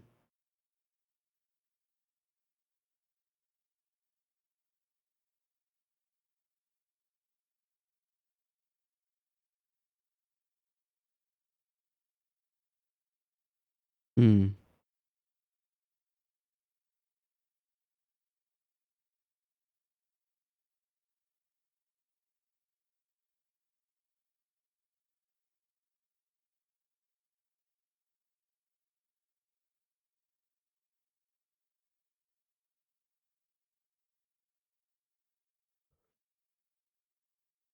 Ogie.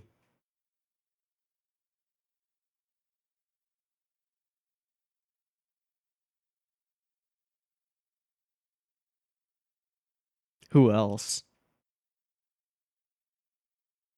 Indeed.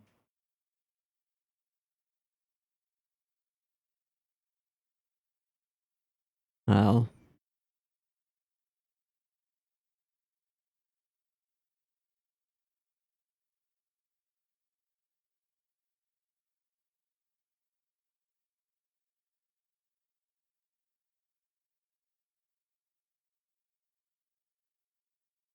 Some joker. That sounds about right.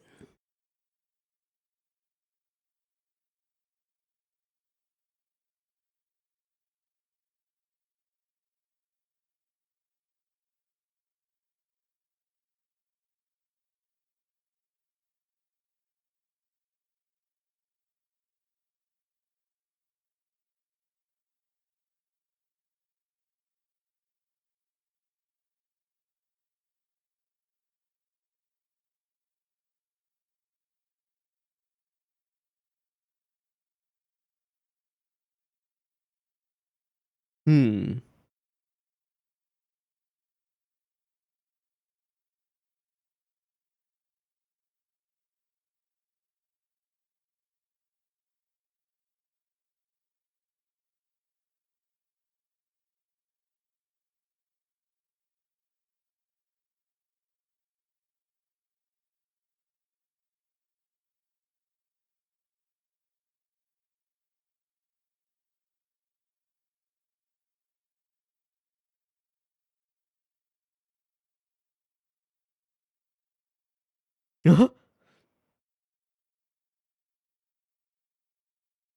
So the dolls.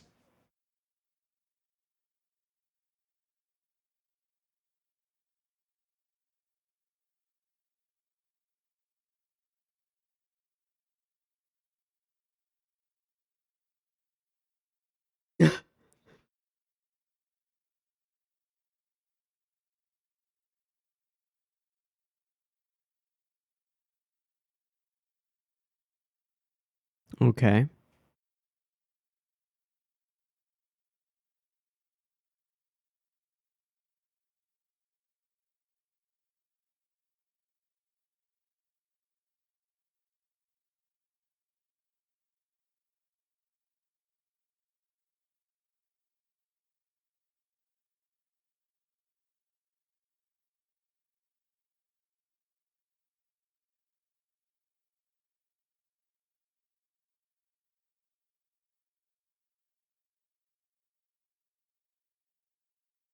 Oh my god. Why? I need to read.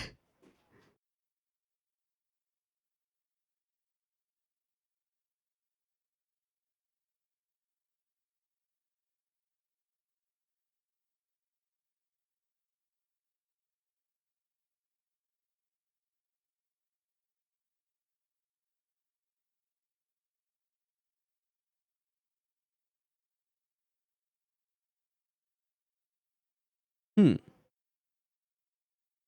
Okay. Okay.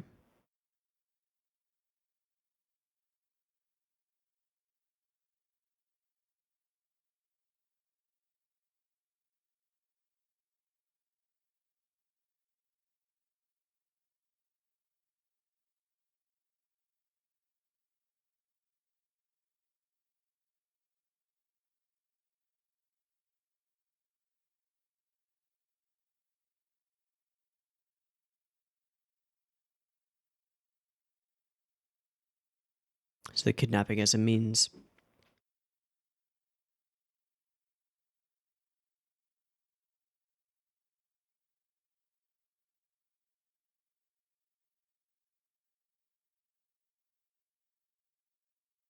Ah, and he's outside of that network. Okay. Okay. Or the best if you're trying to fuck with Araragi. Forced to fight.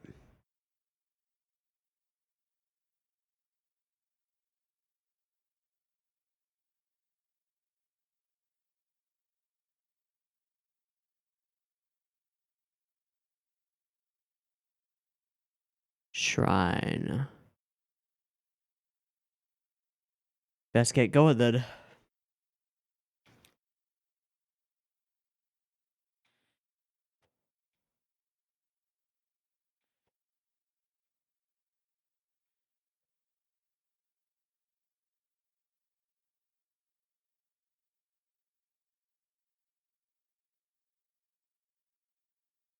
Okay. Mission accepted.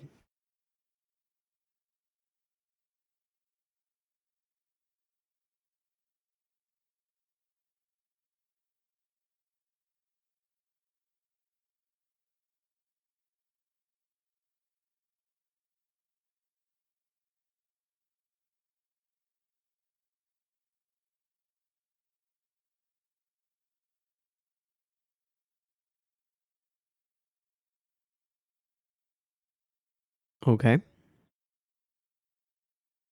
So you have to do this all on your own and only as a human.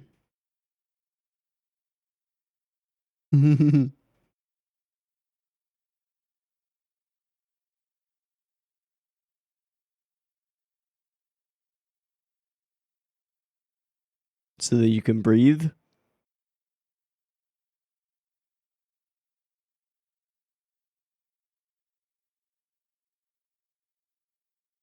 Let's get there fast. Oh, okay, that one went by really, really quickly. Okay.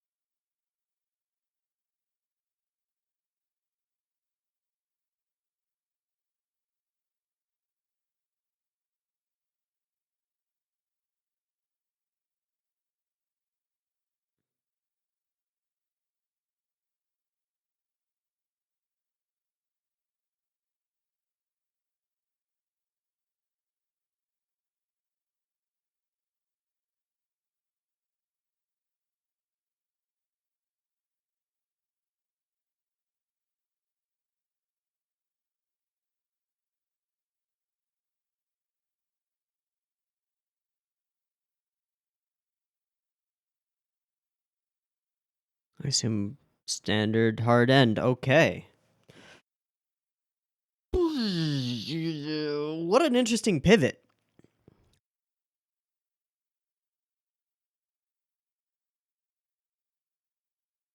Introduce a villain in the second half of the episode, but not even necessarily a villain, somebody just doing their job in the same way that Kagenui was when she was attacking Tsukihi. Another specialist, one that we've never heard of, one that's unrelated to Gaien or Oshino or Kagenui or any of the specialists that we know, Kaiki. But it was also a doll master. I wonder if that has anything to do with Yotsuki or as a doll. Maybe her creator? Doesn't seem that way. Didn't seem to show familiarity that would like make that make sense. I think there's gonna be relatively little discussion on this episode. Relatively, partly because I'm really excited to see the next one and get the conclusion to this and see what the heck is going on. I get the strong vibe that this is Ogi's doing. Strong vibe that this is Ogi's doing. I do want to go through some of the scenes that we got when Kagenui was talking and Shinobu and Ononoki were having a snowball fight, because there was some actually really cool animation there that I wasn't able to pay attention to completely because like too many things to look at once. So we talk about, you can no longer rely on your vampire powers. Skippity, skippity, skip. No longer an issue for you. Crossroads again. Lights, stoplights, trains. Love these streaks of train as though we're taking like stop motion footage. Yeah, I have to totally kill you. And he makes the promise, but it is somewhat half-hearted and in an expected way. Like, yeah, I don't think that if push came to shove and he absolutely felt the need to protect somebody that he cares about, that he would have even a second thought about using his powers. Totally sacrifice himself. It's what he do, you know? Hella poses from Ononoki. Yeah, if one of them were about to die, no way. This image is pretty cool. I assume that's, it's got the little thing. So that's Araragi as a demon lord, which is great. Love the backgrounds and just general aesthetic of this episode. It was pretty cool. Ooh, wait. Oh, yeah, and no reflection on the surface of the lake. That's pretty cool. What kind of exam? Oh, is she gonna lick me all over? Yeah. All right, so got to go and protect those two. Get the call from Gaien, which informs us that shit's going wrong. Right, he's strayed away. He's truly a stray. Truly a stray and a stray. Okay. Is it okay if I stay like this, like if I continue with the flow? Interesting. Still there right now. Takes a lot out of him to go there. Sounds like a cliche from a detective drama. Proceeds to smell the pill. Okay. Learning sound of combo. Pill the other futon. Okay. And there is the crane. And from it burst a bunch of other cranes. And one of those cranes contains a note. Let's go to the shrine. So again, things centered around the shrine. Now that Nautico is gone, it being like a center of energies and stuff, maybe. Interesting. I also realized over the course of this episode that I think when no, never mind. I didn't realize anything. I don't know what the fuck I was talking about. Okay, pretty straightforward. Teori. A doll master. Shadows castle crumble. Interesting. Yeah, the timing is just too perfect. Not the doings of heaven, but ones of a person. Which, to me, just reads Oshino Ogi, like, all over this shit. But I don't know. Okay, so they go rolling around at the speed of sound. Moving forward. This line, hold on. I mean to yourself, not to your... Okay. Don't drown. I mean to yourself, not to your powers. That's just narcissism. Can I switch the subs to see if we can get a better or different interpretation of this one? Worst possible enemy for me.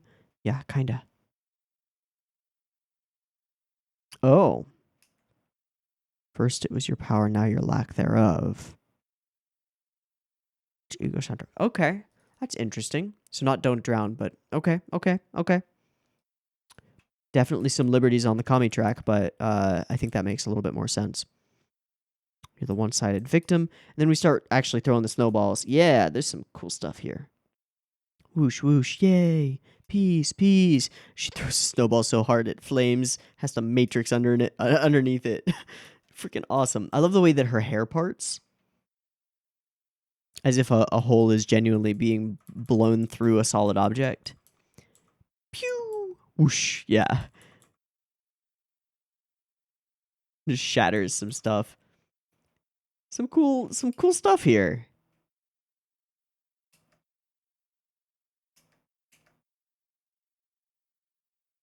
Have to save the 3 that are completely unrelated. I will help just by loaning Yotsuki. Okay. And it lets us know that Shinobu's inside the shadow. Only thing specified is the location. Gotta get going. North Shirahebi Shrine. Off we go. Fly closer to the ground. I wonder why. And then he asks that she not go slowly. Big mouth. Okay, so as I said, not a ton to discuss here. Interesting developments. New specialist. Currently antagonistic toward Araragi. Unknown why. I'm assuming Oshinogi has something to do with it, but we'll find out. Maybe we'll find out. Everything continues to like build up toward Oshinogi as big bad eventually, but don't really know.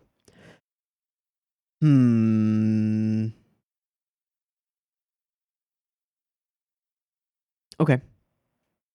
I want to see how this wraps up.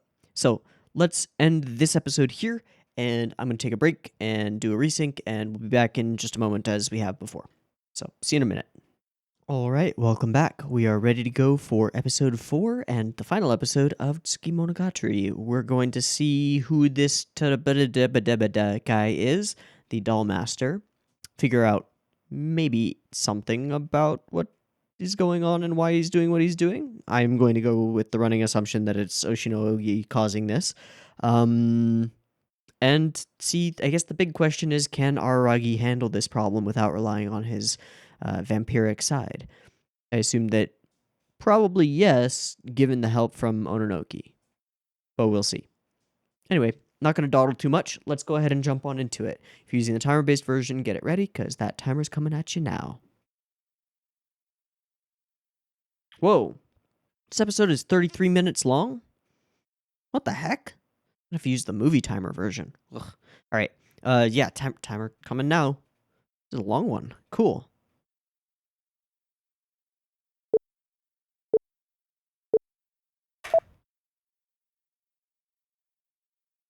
Oh. Fucking hi.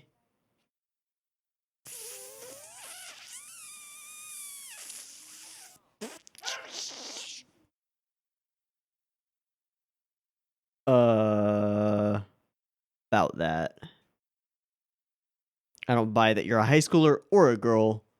So. Mm-hmm.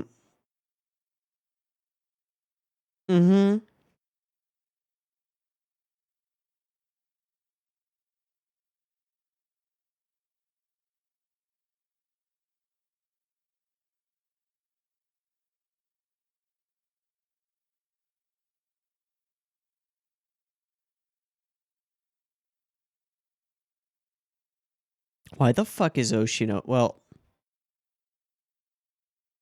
if this is all Oshino's plan,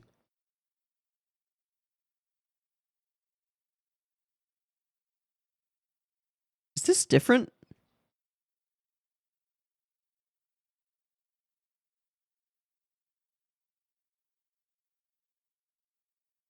I don't think so. Okay.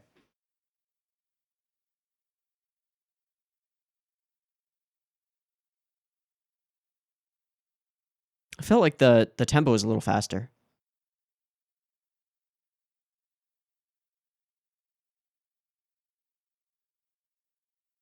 But everything seems identical. Okay. If this is all Oshino's plan, and the end game is To what? Force Aragi to become a vampire? Or just observe interesting things? Weird. Okay.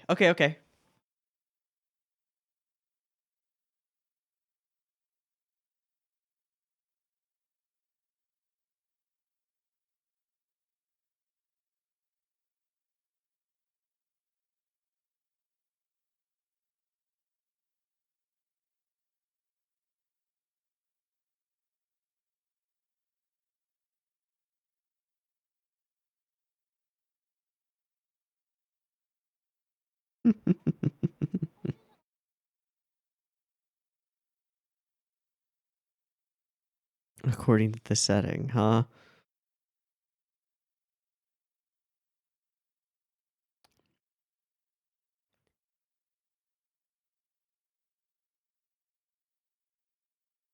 That's new.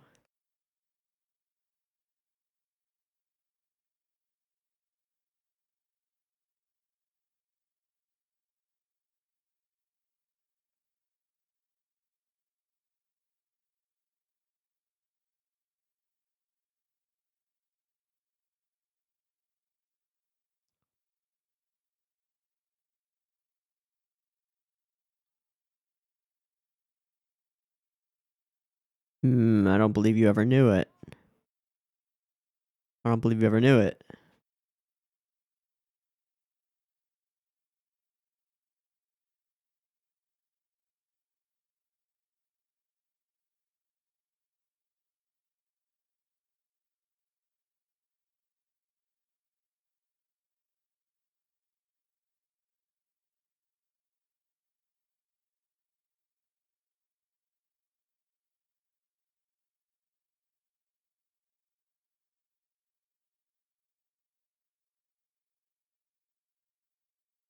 Aww.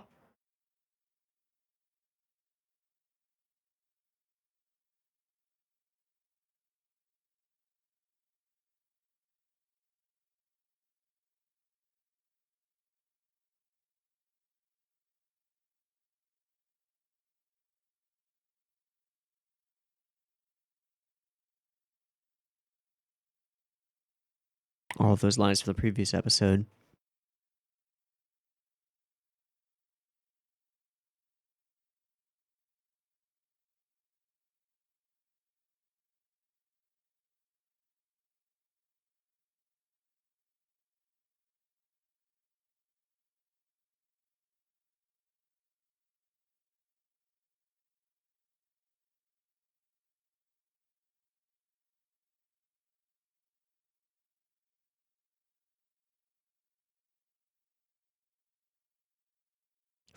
Fucking weird conversation, man.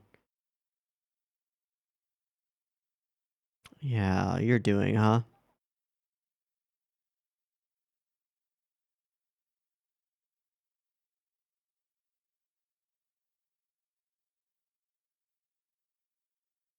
How do you know that?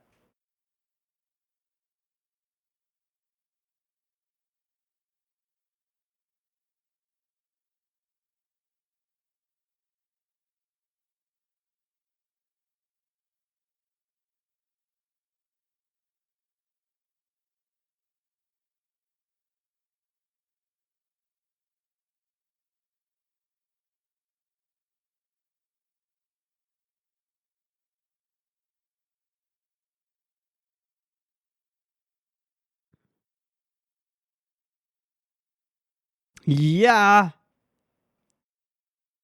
Thank you, Ononoki, for figuring it out. No, nothing. Uh-huh. Uh-huh. Which is the interesting part. But also that she likes being mean to people who don't like it.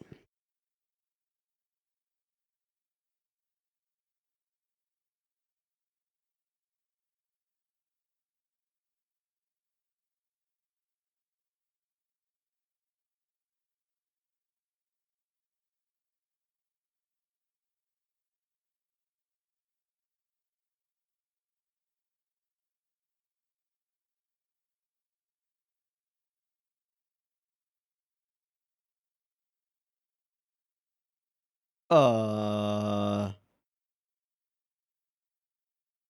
sure. Guess not.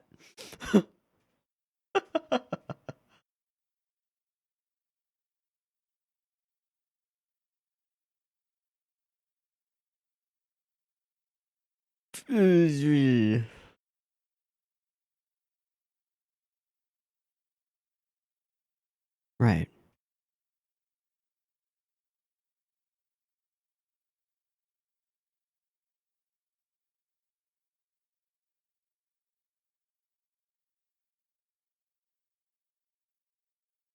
Hmm.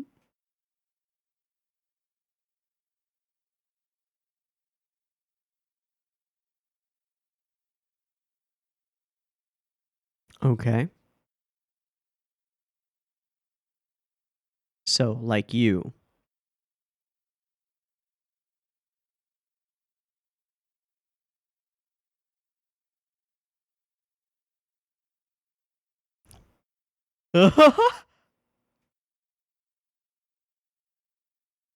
Treating it like an OP.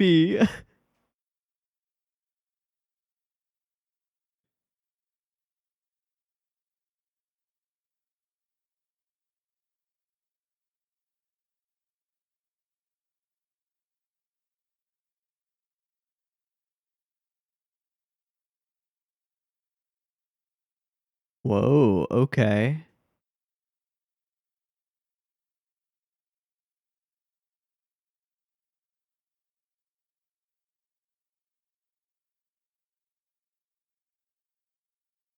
Oh,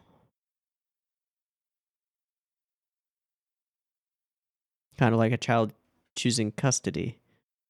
That is pretty cool. Okay.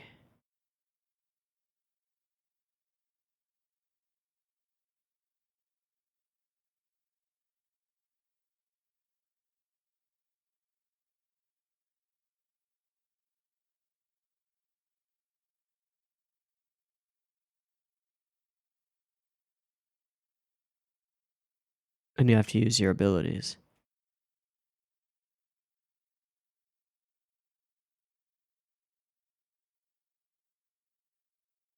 Oh. Which means telling him this is giving him that option.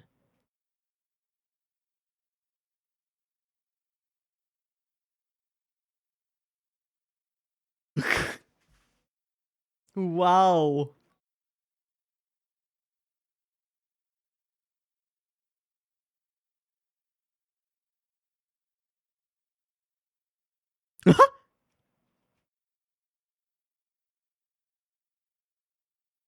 I actually believe that. That's just going to keep happening.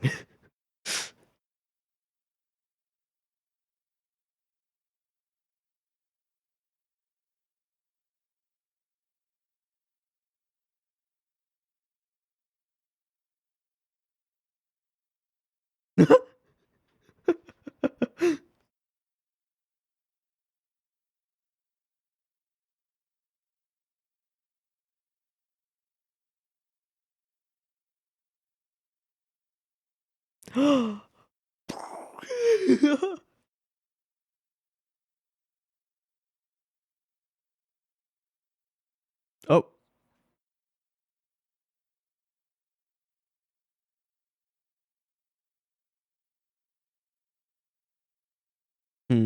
You do the heavy lifting.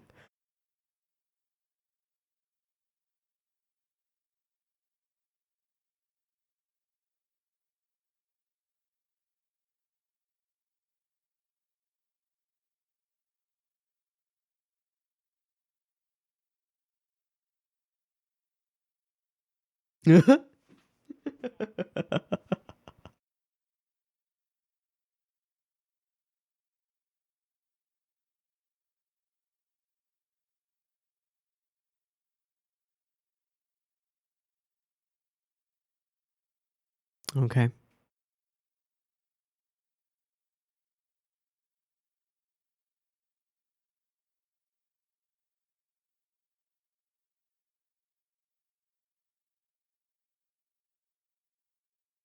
Hmm. Okay.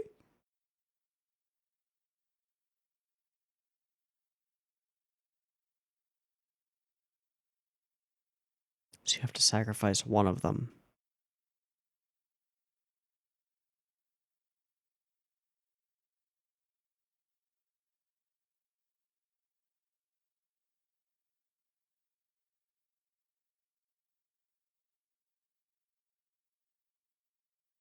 Hmm.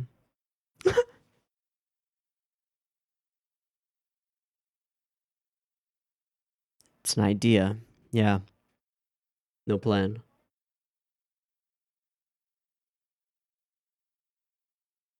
Balance, balance, balance.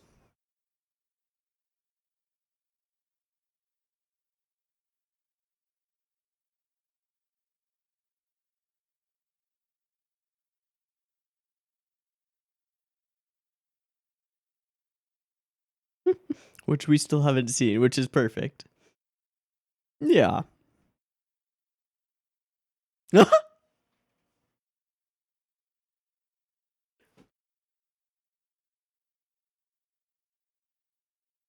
All ears.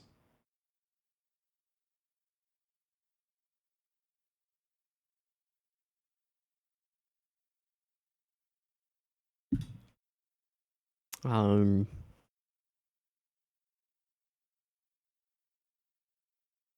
Ooh. Er.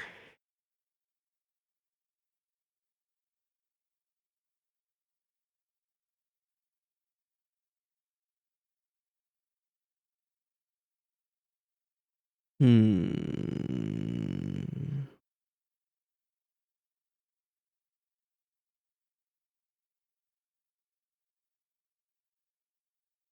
Hmm.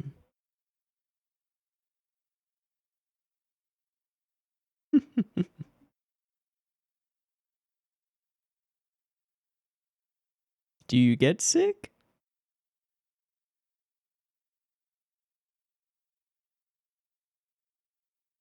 Hmm.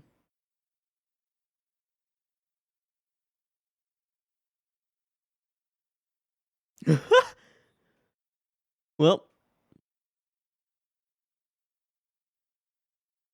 is she going to offer herself?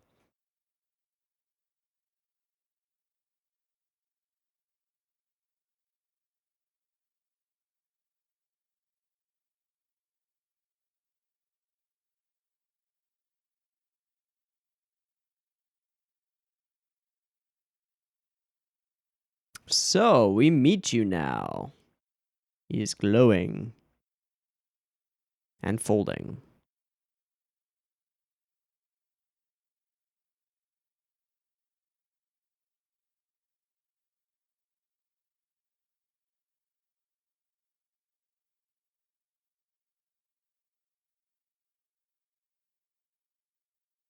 Hmm.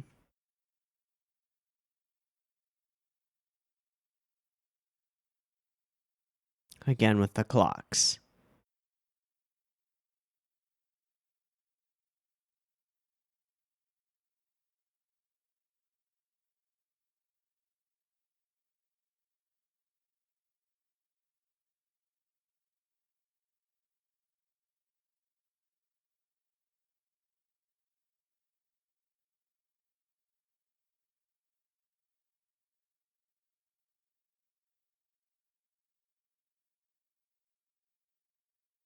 All right, let's do this heist operation.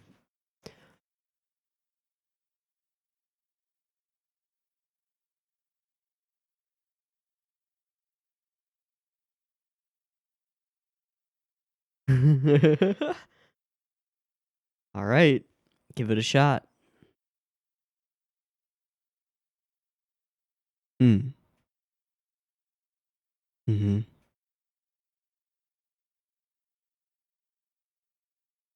Makes sense.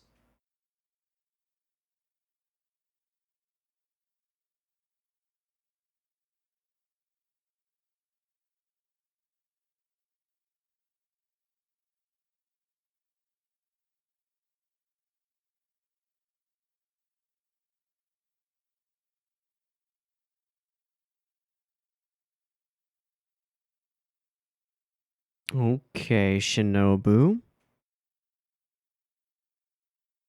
So, don't lose.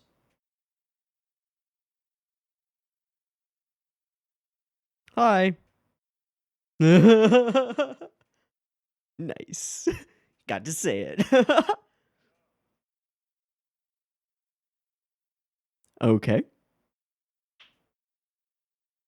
Yep.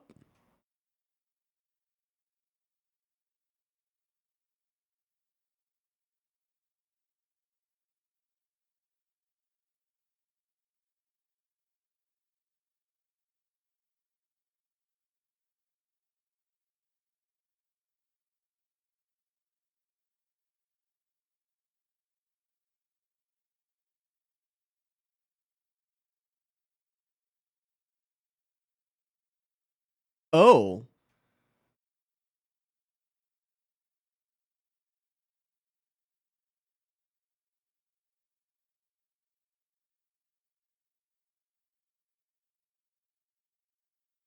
That actually makes so much sense, but okay. The one that cast the curse.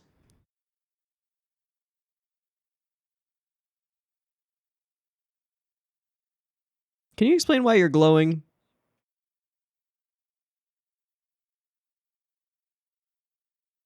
What do you want? To kill you. Okay.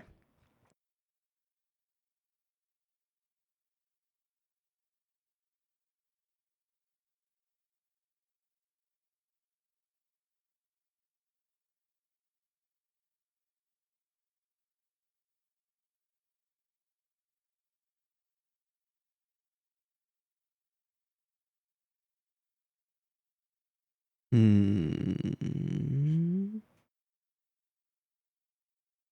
Dozo.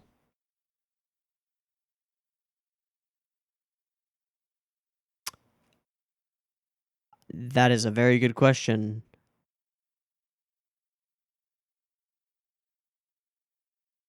Is it?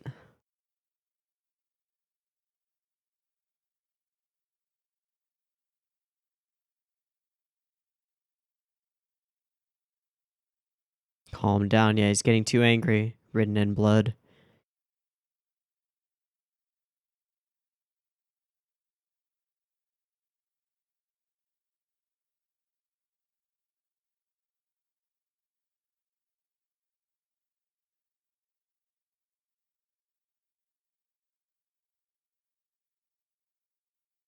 Ah.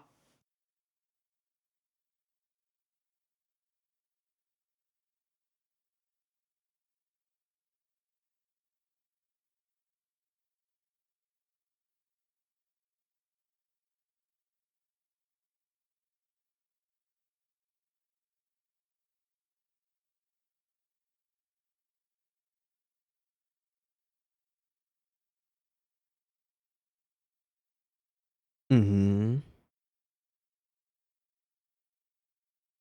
Uh-huh.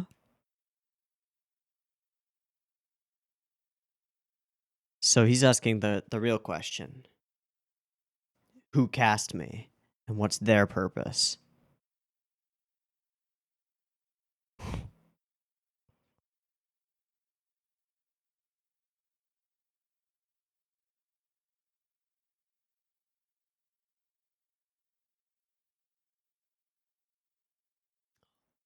All set up as a play.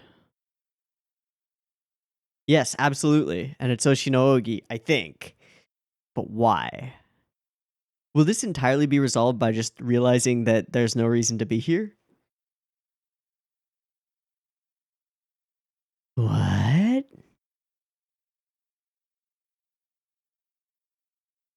Or is this getting real meta?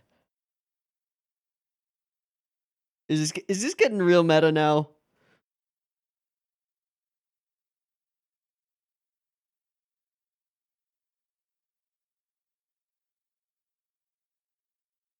Characters aware that they're playing which one?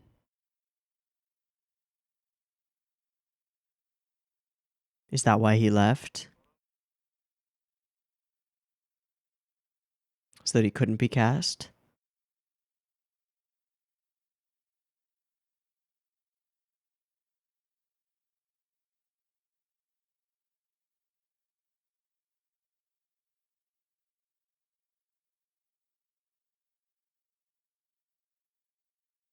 Hates proper, huh?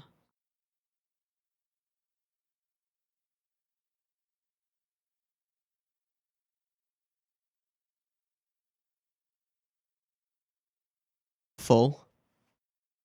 Time's up. I guess. Oh, those are probably dangerous weapons.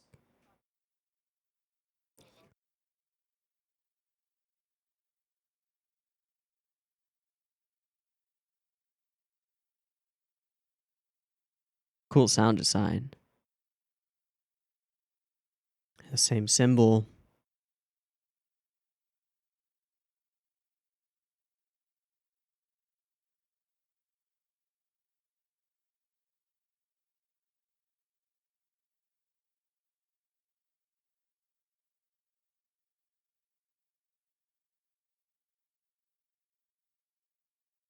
Same.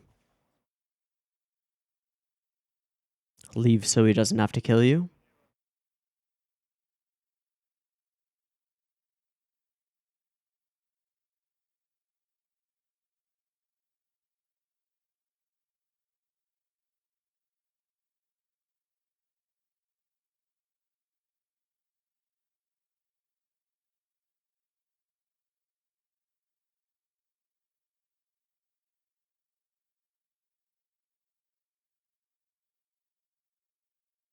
What line?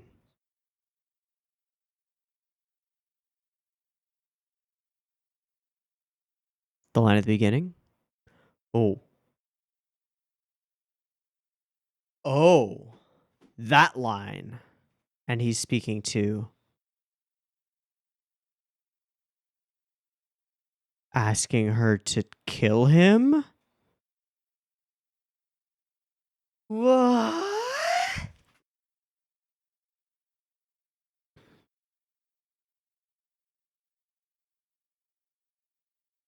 Yep. Said you would.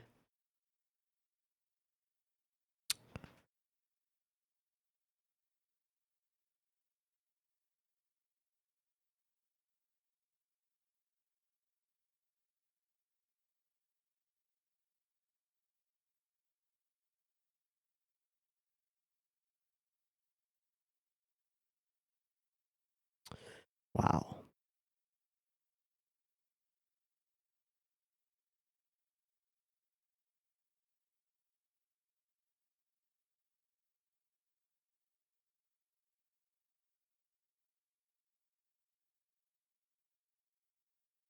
Yeah, sure. Ah.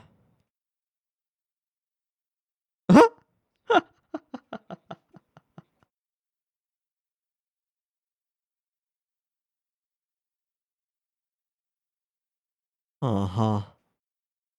Hi. And she can't touch the ground. What?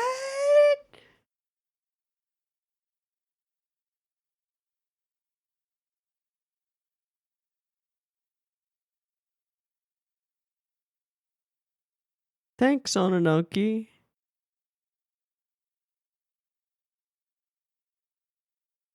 Oh.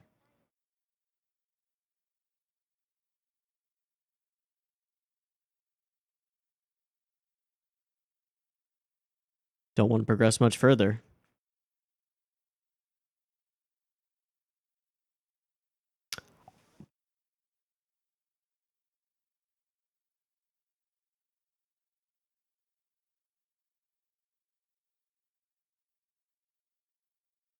Why?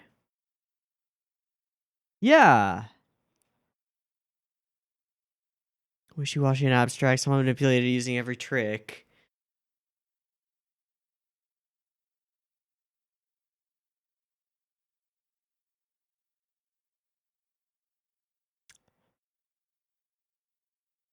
Oshinogi as an embodiment of the darkness.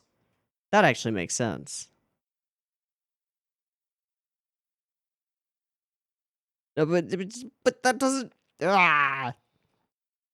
Oh. Thanks. Oh.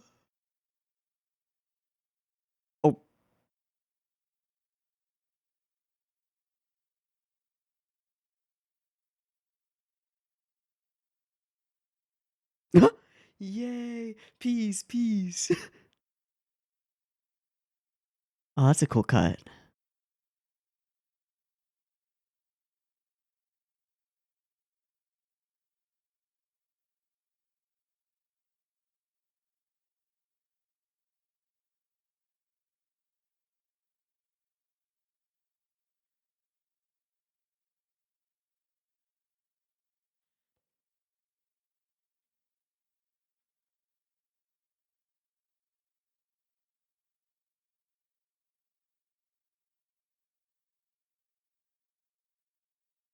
Aww.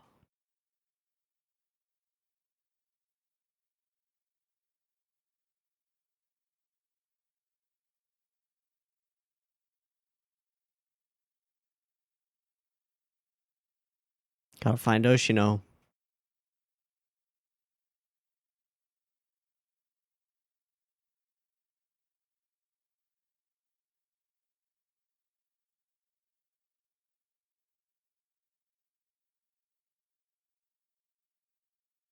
Won't last. Hmm. Hmm.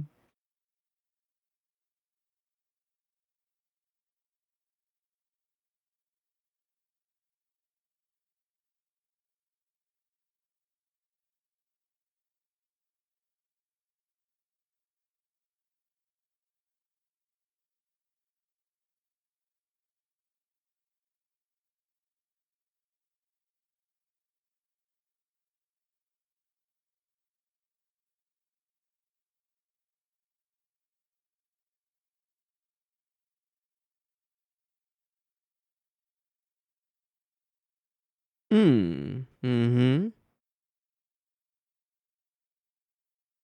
Mm-hmm. Everything's pointing that direction. Whoop. Hey, Cabedon. just gonna ignore that and keep talking, are we?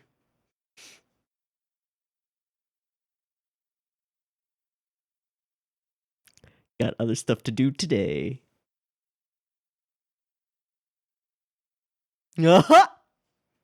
Mm. Oh, hi.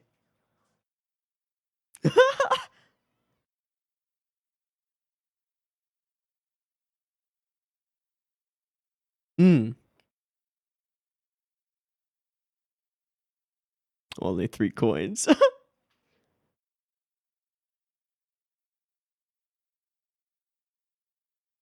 Gotta keep the relationship strong, I guess.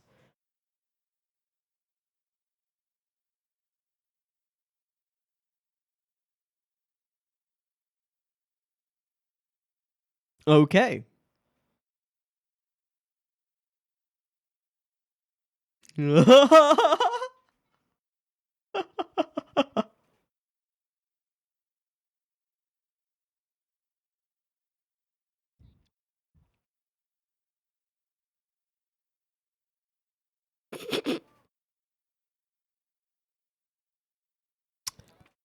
Okay.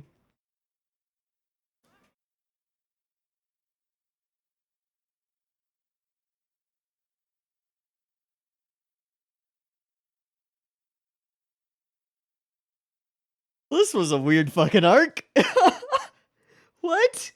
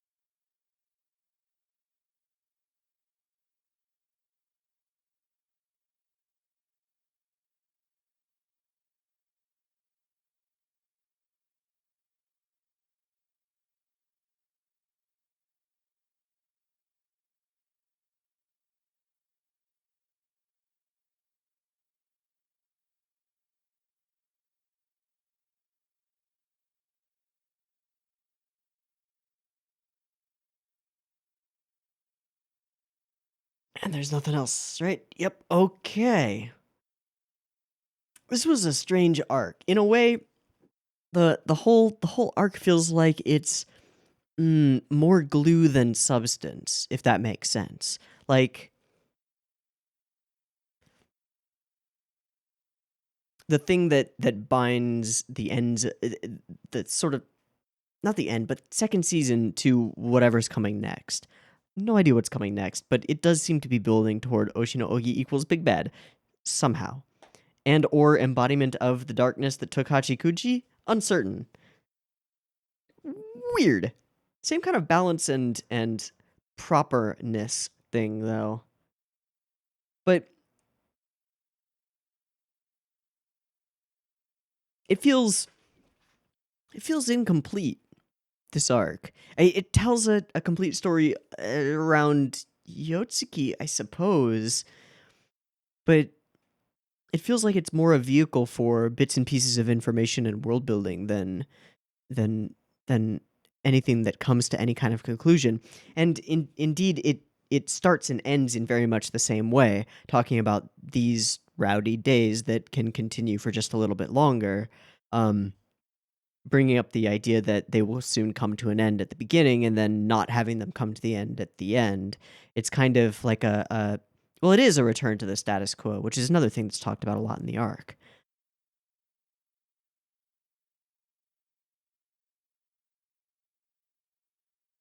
Like, did anything change over the course of this arc? Did Araragi change? No, not really. Did Ononoki change? No, not really. The whole goal seems to have been to return everything to its status quo. Like the kidnapping of the sisters and Kambaru was barely a speed bump in the road. It caused a lot of turmoil and a lot of tension, but then all of that tension was resolved by bringing everything back to normal, which is kind of weird. As opposed to bringing everything to a better place than it was before for one of the characters. Very strange arc. We do have our first like explicit statement that Oshino Ogi is likely to be the instigator. There's the word. I was going to say perpetrator, but that's not quite right. The instigator of a lot of the things that have happened throughout second season and now. And we know that Oshino Ogi will remain, although as a boy, at the end of everything in Hana. And continue doing stuff for reasons. I think I do believe some of the reasons that Ogi gave in this episode. The desire for proper, the desire for balance, but then also a cruel streak of sorts. Mean to be mean. I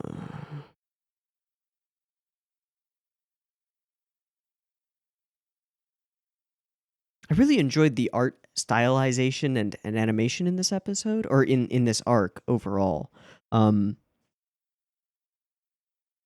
Didn't have moments that were maybe quite as impactful as some of those in second season, but there was a consistency to it, and a fluidity to the animation that isn't always there in these Monogatari chunks. Teori, I'm just going to call him Teori because I'm not going to remember the last name. Very interesting character who reveals little bits and pieces and presents. Well, that's the other thing. By the end of the arc, we're presented with another goal, which is to find Oshino and figure out who is pulling the strings, who is casting the players and setting the stage. The conversations about the setting that demands certain things and et cetera, et cetera. It implies that somebody is setting these things up, and that works on like a double weird level where if it is in fact the case that Oshino Ogi is toying with people somehow, don't understand yet, but maybe we will. Then it works on that level, but it also works on the level of like these characters are somewhat aware that they are players in a play, in a story. Very weird. It also raises the question, like, who cursed Kagenui and Teori? But he does say that a curse is more like a paranoia, so it's as though it's something that they brought upon themselves. You know what it is? I think more than anything, it's that this arc has filled my head with an immense number of ideas and thoughts and like concepts, but I don't feel, and I have felt this way before for other Monogatari arcs, and I've also felt the flip side, which is like I don't feel like they were all brought together into something like a satisfying conclusion. I feel like they were just set out there and laid on the table, spread out before you, and it's sort of your job to notice them and sort of feast on them, if you will. But you're gonna have to wait for the next course to really understand what's going on, for it all to really settle. Weird analogy that I went for there, but I think it makes sense. Like certain Monogatari arcs are quite self-contained and end in a satisfying, conclusive way that doesn't leave a hook into the next one. This arc has like 30 hooks into potential next storyline elements, which is a lot.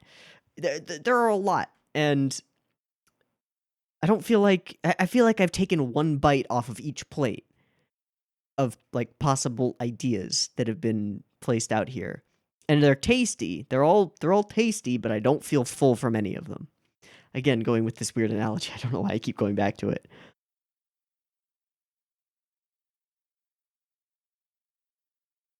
This is a really weird one.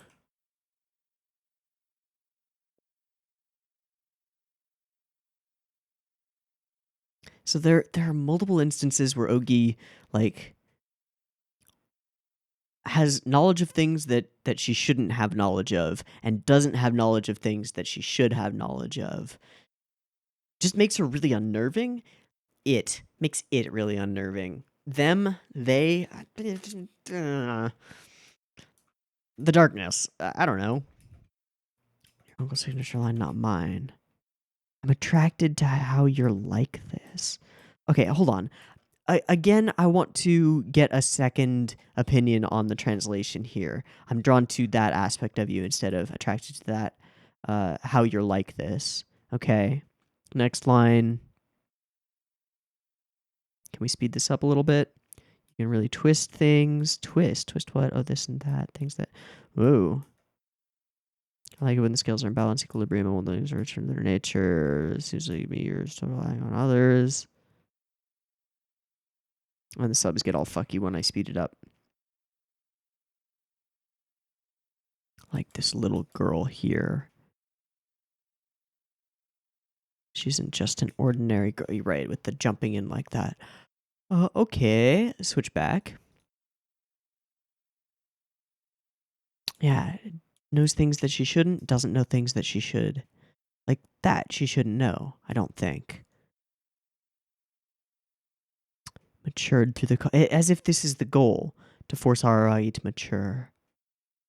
And he has responses essentially ready for all of it. But what does it mean to be proper? I don't know. This, where the walls fall away from him, is a cool scene. Not sure what it's meant to imply to us, but okay. I'm so unsure of everything, man.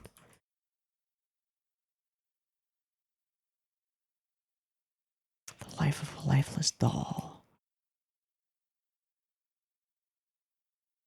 I love this sequence where we turn into like an idol show opening scene with the, project manager, production, all of that stuff. It's pretty great. Some very cool poses and scenes from Yotsuki. Very weird. No idea why it's happening. This whole sequence where he pulls up her skirt and we make a joke of it. Pretty classic Araragi stuff. I do quite like the scene where she starts just walking in place and he's holding her. It's kind of great. Nothing can be done without needing to pay something in return. 100% your fault. No, he will die, and he doesn't want her to do that. And then we get this very dramatic moment of letting her go. I thought this was implying that she was going to offer herself, as she recommended that he do, to Teori. But no, she was going to kill him. Because as she says, she is already a monster.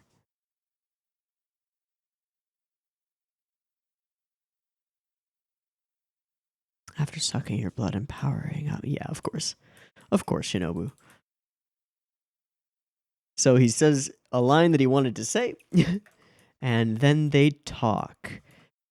Mention the curse. He's got this constant, very almost confused mannerism to the way that he speaks. It actually reminds me of the opening scene of the arc, where Araragi is just like confused voices all over. Teori strikes me as confused and correcting himself, but not as though he's like realizing, oh no, that's not quite right. Exactly. It's more like there are multiple voices in his head or something. He strikes me as semi-schizophrenic. It's weird. Why in the world am I here? And we look out through the bars. But really, he's here to muse. He's wondering why he's here, why he's been brought here, why he's been cast. It seems... Nicky dog, I will get you food in a moment. It's about her dinner time, so I gotta get her food. It's like he's just musing about the state of affairs, the setting, the stage, how things came to be this way, and urges Araragi to look into it more seriously. When he takes out the I guess stars or the little diamond patterns made of paper, I wonder, was he planning on using those genuinely as weapons against Araragi? Or given that he like almost prompts Ononoki, was he aware of her presence and aware of her intentions? And thus just getting through this conversation.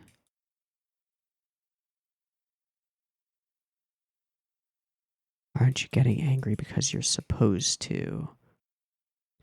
All the folded bits of paper. We are not allowed to ad-lib, so we are stuck on a path. I wouldn't have had to do something like this. I wouldn't have had to do something proper. As though he spurns that properness, which is now associated in some way with Ogi and with the darkness, keeping things in order and balance. And then it's also associated with Hanakawa later in the talk with Senjo Gahara. Weird.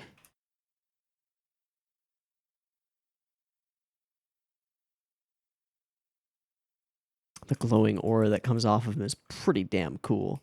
Yeah, so that is the same star, which makes sense that it's emblazoned all over Ononoki, given that he's her creator, or one of them. Then she blastifies him with unlimited rulebook, and bam, it's done. And then she walks up to him and in no uncertain terms says, I'm a monster, don't become one. When a human story ends as a monster's story, their humanity ends. I'd like to see that line from Kami, please. Don't be like me, devil brother. Once a human turns into a monster? Once a human turns into a monster, it's all over.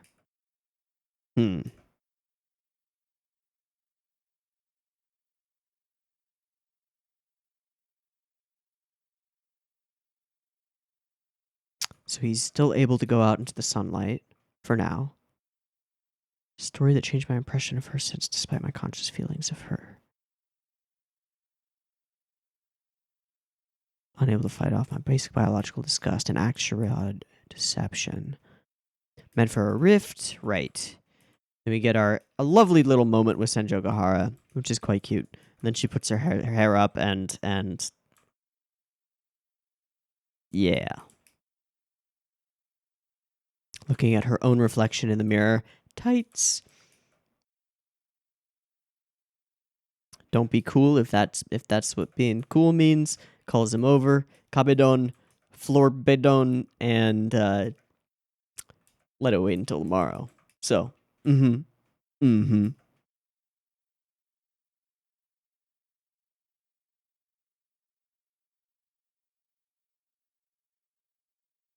A lot better than a lot better at it than you. And then they just did fight around for a bit, and it's like we've returned to the beginning. Stressful days. Okay, that's another way of putting it.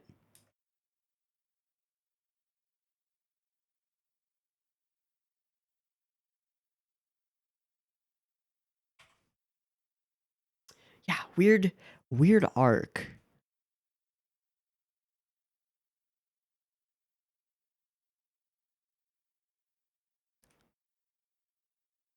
It's obviously it is what it's meant to be, but it feels incomplete. It feels like a lead in to what's coming next. So, if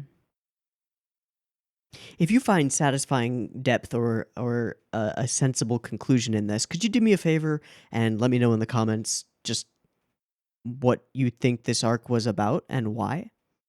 And if it is, as I kind of suspect, more glue than a self-contained arc and relies on what's to come to really make sense retroactively in kind of the same way that Nekokuro did, then don't let me know, please, because I would rather just wonder and then find out on my own as we move forward. Weird one. Weird discussions. A lot of I don't know what's going on. Sorry for that, but just doing my best to try and understand this. Really enjoyed it though. Had a lot of fun with this one. I especially love the color design on the ED or on the OP. Really nice.